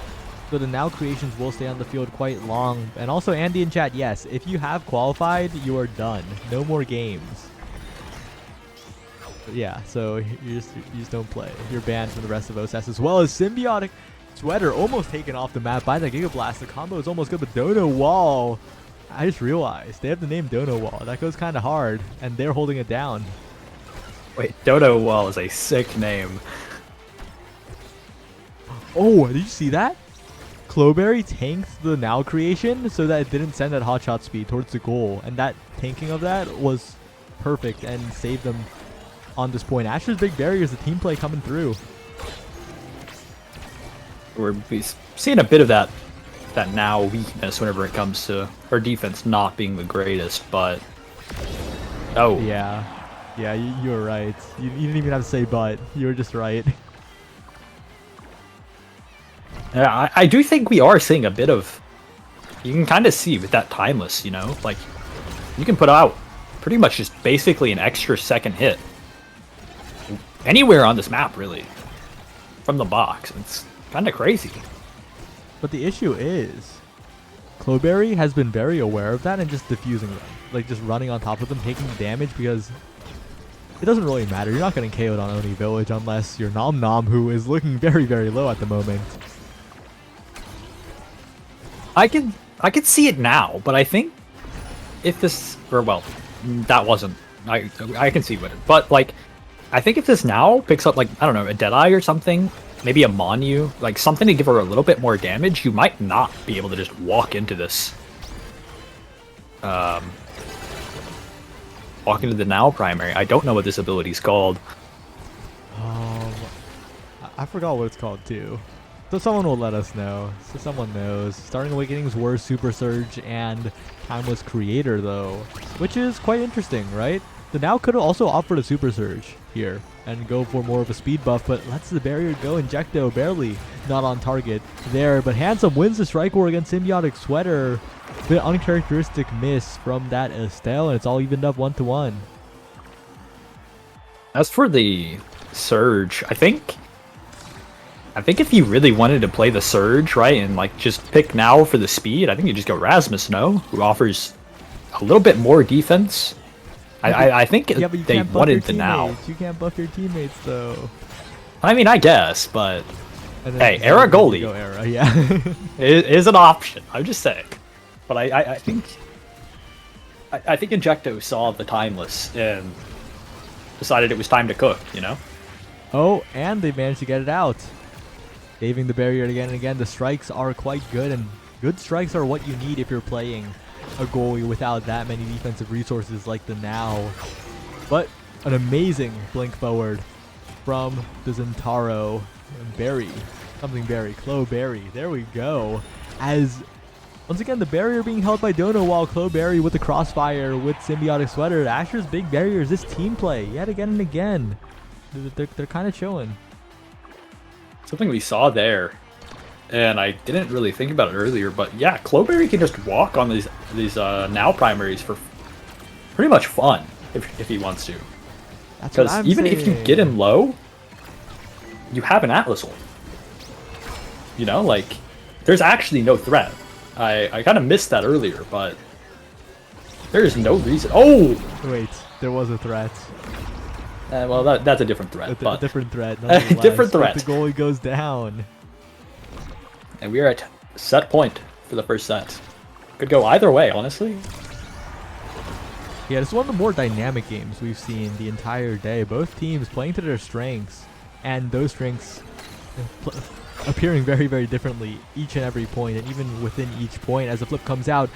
Finds it between two members of Chikara Chizu as Asher's big barriers have a massive 2 barriers to 0 lead. But we've seen these types of leads vanish before, the flip available, but the speed buff in place. Oh, but the strike shot not quite in time. Cloberry with the coverage as well. And Asher's big barriers taking the first set, looking for something good in this draft. Yeah, we're seeing... I think the weakness of now goalie is really showing here, where it just seems like you fall apart on defense, but this is a draft. So I actually think Kai misplayed by picking Cast here, because if you leave Cast up, now basically doesn't have a bad awakening, but now is forced on just the stagger. If you go special, like going specialized doesn't make any sense on Estelle. I think you go like something else on Kai, you end up denying more from the Zentaro. You go like Tempo Kai, and then what was the other awakening? Something else on Estelle, and then you leave Cast up for the now, and I feel like you're chilling, but instead it is Asher's big barriers who are looking extremely good after that draft. You know, I'm sure that's probably the play, but I want to let it be known, we saw Quick Strike's hot shot, or Quick Strike's 1-2 fall the other day. I don't think drafting, I don't think they're going to know all that much drafting. I think that might be a bit too much. But nonetheless, Cloberry, the one who is sitting pretty, having that Super Surge tempo swing. You know, even though it's Oni Village, that's a lot of awakening for one Zentaro.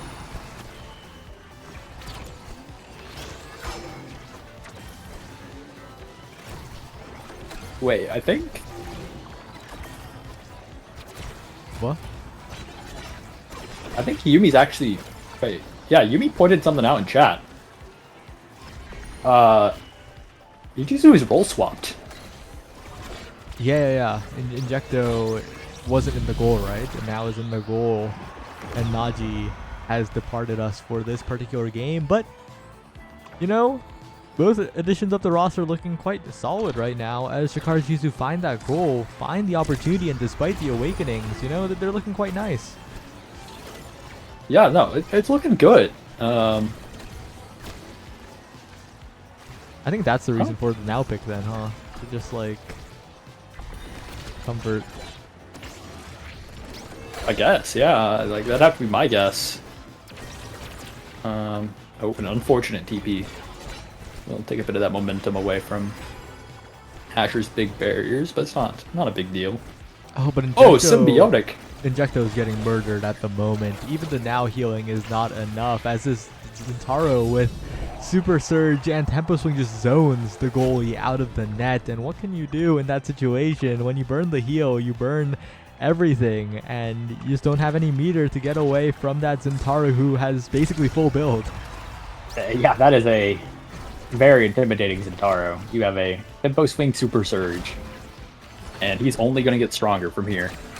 So I think if we find any more awakenings from him, Clowberry might be in a okay spot to just go murder now on repeat. Imagine a perfect form or a heavy impact. The game is pretty much over in that case. But right now, Handsome looking to still clutch it out. Nom Nom in position. The Giga Blast will get the KO as well. As Chikara Chizu, when they get rolling, when they get the offense rolling, when they take the barriers early, they are looking incredibly good at just keeping it up. That's the power of the double midfield. Yeah, and this double midfield is probably what I'd say is like top 2 midfielders on this map. You know, the Estelle very strong at just stuffing the goalie with hit stun. And this Kai, right? You know, pretty much known for being a barrier muncher on this map. It can be rough, you know, like just trying to defend. Sometimes you just can't get the secondary off in time because you're stunned, or you try to take a strike war that you think is safe and it's not safe. So it's not even like they don't, you know, it's not like just regular double midfield where you don't have a lot of scoring pressure. No, there's quite a bit. Yep, and once again, Dono Wall holding it down, but this awkward time when one barrier is up for both sides is so scary as Clowberry decides it's time for that to end, and so does Nom Nom. But Handsome has control of the core, has a barrage. Dono Wall manages to eat enough of it, but Handsome with the Giga Blast makes it happen, and that's a set in the favor of Chikara Chizu. They have a chance to pick up some really good stuff here. Yeah. We could see, this could be a really big draft if we see something important. We will see stacks, which is alright. And Is it Hot Shot or stacks? I don't know. I think it depends on like how you want to play. It's not. I don't think it's Knife's Edge. I don't think it was that answer though. We have given Hot Shot and stacks over. Give Asher's Big Barriers. Despite the set win, this is looking like a massive win for Asher's Big Barriers. They are so scary now. What is this?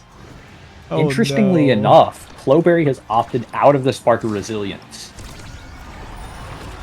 Going for the build different, it appears. I don't know. The other staggers were already gone, so the option for scaling isn't quite there, and I think Spark of Strength is also gone, right? So the stagger doesn't really have that kind of like scaling power in this particular situation. Even if it doesn't, I think the damage is still more. You know, and I guess you do have size to count for it, but it really I don't think the size really matters that much on Zentara, you know? I don't know. That primary is looking a little big at the moment. You know, Clowberry. I'm being proven wrong as I speak, but yeah, a bit interesting of a draft. And Asher's Big Barriers are looking really strong now with this Hot Shot, with this stacks on stacks. Stacks isn't quite cooked up yet, but when it is, I don't know if you'll ever be able to take a barrier from Dono Wall. You know, you can't really hit these corner shots that you need to do. You'll have to stuff him, and I'm not a fan of trying to stuff the Atlas, you know? I don't think that works too much. Yeah, and Dono Wall has stacked up that purple ring signifying the 100 pancakes. And right now, Chikara Chizu is all about if they could rush down these barriers. Because similar to a previous game, if the barriers are rushed down, the comp that's getting more damage pressure doesn't really get to do it nearly as much. An amazing strike shot by Injecto to keep up the pressure. But they just need to get this barrier, and they can't. Dono Wall continuing to hold on. And never mind, I lied. The stacks were not stacked up. Now they are, maybe? I'm not even sure. I press tab, but I can't press tab because I'm the spectator for the stream. No, they are stacked. Oh, they are stacked. Okay. Everything's all right. Oh! What we were seeing before was Glass Cannon. Yeah. Oh man, Dono Wall, so much speed to work with. How are you going to get past this Atlas unless you somehow hit it around? And hit it around is what Clowberry does. Right place, right time, the right strike. And Asher's Big Barriers. It just feels like they have 2 drafts on the board, even though the score says 1-1 in sets. Yeah, it's looking like Asher's Big Barrier. Oh, wait! A little bit of a Missed shot, missed strike. Will open up the net. But as I was saying beforehand, it seems like Asher's big barriers have scaled so hard, and I don't know what you do about it. But the thing is, this is a situation where Chikara Chizu has gotten the points, right? When they have the barrier advantage, when the barrier is empty on the other side. Donawall's defending, but for how much longer is the question. And some up to Nom Nom, cannot find it into the goal. But this advantage situation is just so good for Chikara Chizu as long as they don't lose the barrier, and there it is, there's the goal, the start of something potentially. Yeah, we'll have to see them. Have to see if Ichizu can pull this back, you know? And they've got to do it 2 more times just to secure this set. But we still have things. Twin Drive is still on the board, right? It's still available? So, yeah, and Twin Drive is a very easy deny for the side of Chikara Chizu. All 3 of their members are pretty comfy taking it, though not a case where you kind of have to go for it over something else. But Twin Drive is also one of the ones where most of the characters in the game are pretty chill with it anyway. Really like it anyway, so maybe not the greatest example, but this is the nightmare scenario for Chikara Chizu. When they have the barrier disadvantage, when they are on the back foot, when they have to burn cooldowns on defense, this is where they struggle because it is just so easy for Asher's big barriers to find a way to get on the offense just like that. A great pass, a great shot, and Asher's big barriers head into another draft where this is so scary for Ichizu. Yeah, this is looking really bad. They're okay, I think. Could be worse, yeah. Definitely could be worse. But this is still has a lot of probably picks. see an aerials. I'd imagine it'd be an aerials. For this, oh, you don't want that falling. They've opted an extra special. Interesting.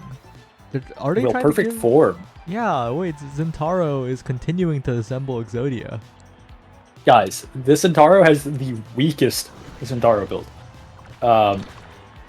For any new viewers, weakest, when a player says weakest in a dramatic manner, they mean the absolute strongest. How did they get that? Yeah, this is a... I don't know. I'm a little scared. I'm a little scared for it. For Ichizu. Like, this Centauro is a bit of a problem. I think Cloberry is like playing too honestly right now. Oh no, Dono Wall getting their own barrier. Uh-oh. Big opportunity actually, but Cloberry reads to clear down from Injecto, and yeah, I think Cloberry is actually playing too respectfully right now. I think their build has the power to just sit on a single member of Ichizu and just KO them. Yeah. Yeah, no, they're not opting into full brain off, mash the keys, but I think that would be the better option. Most of keys they could kill Injecto right now. Yeah, they really could. Yeah, I mean, look at that. Look at the little light hit. You know, it's 150-ish damage on that light hit, and you can get like 2 of those off plus the rest of Zentaro's kit. Yeah, but you probably just straight up kill. But they're playing a bit more passive, waiting for saving the cooldowns for the score. So ooh, that was a great play by Handsome and Nom Nom. The layered pressure is saving them right now, especially because Cloberry is not putting Injecto on a timer, so the side of Ichizu is free to just play their video game. Once again, yeah, I think that's the hardest part about Cloberry has seemed to catch on and started throwing hands. But yeah, it seems like without the Zentaro pressure, forcing this now to burn abilities. Well, I say that, but without that kind of pressure to make her burn things, there's no real threat. And now that she doesn't have anything, how do you save the gold, you know?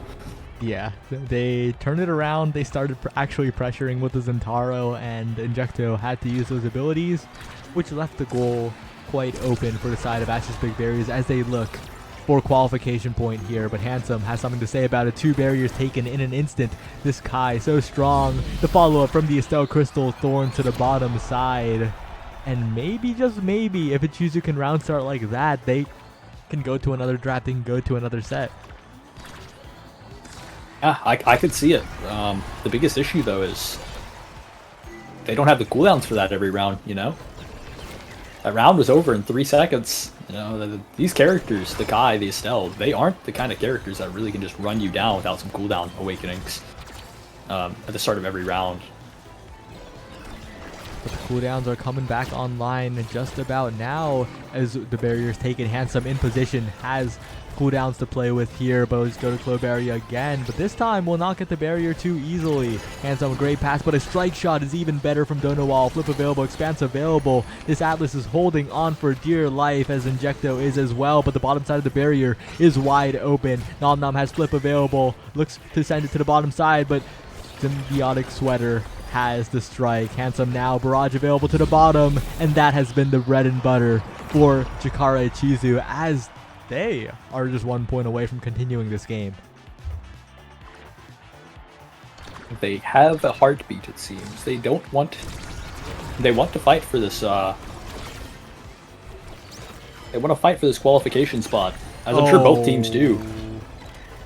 Yeah, one barrier taken on the other side, but the goal being wide open is so scary for Chikara Ichizu, because Ash's big barriers, they can just let Cloberry cherry pick. They can just let Cloberry sit on Injecto, find one opportunity, and that's the end of the game. That's the end of this qualifier. But no, they can't find it this time. Handsome gets healed up. A big chance for this Kai, but cannot find a strike. The strike shot will give Handsome one more chance. Nom Nom in position, trying to snipe it up, but Symbiotic Sweater is the one who gets possession. It gets past Cloberry with the primary, with the KO, and that'll be Asher's big barriers, finding the last qualification spot, limiting Chikara to only one qualifier this week around. And just a great performance all around from this team. Yeah, I think Asher's big barrier showed that even though they haven't gotten their screen time, they're still capable of doing it, and they've earned themselves a qualification spot. You know, they got their screen time in the game, and they played really well, and they played solid. You know, they got what they needed, and then they just finished the game out. And It as was good. Sorry. as Alpha Me is saying in chat, like Chikara Ichizu drafting, I think, was the biggest issue, which is honestly not a bad thing, because it means that the rest of their play was good enough to overcome the drafting to make it this far. Yeah. Drafting is a thing that it's a lot easier to teach how to draft, you know, and a lot easier to make up for compared to some of the other things that you could have problems with, you know. Yeah, so I'm sure they'll be back. They'll be more successful, especially if the Chikara organization can find a coaching method for their 3 million teams. I've been hearing that there are too many teams now, so it's a little difficult. But yeah, but Asher's big barriers, well played all around, great gameplay, and of course, the Awakenings to back it up in this case. But I think that's it. Do we outro? Wait, why am I asking you? I don't know. You run this, but yes, that is it. We have all 4 of our qualifiers. Yeah. Okay. I think that's it. I think we go now. Anything you want to say before we go? I don't think so. I think I came in.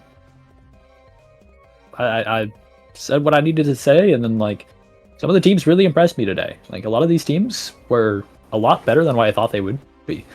So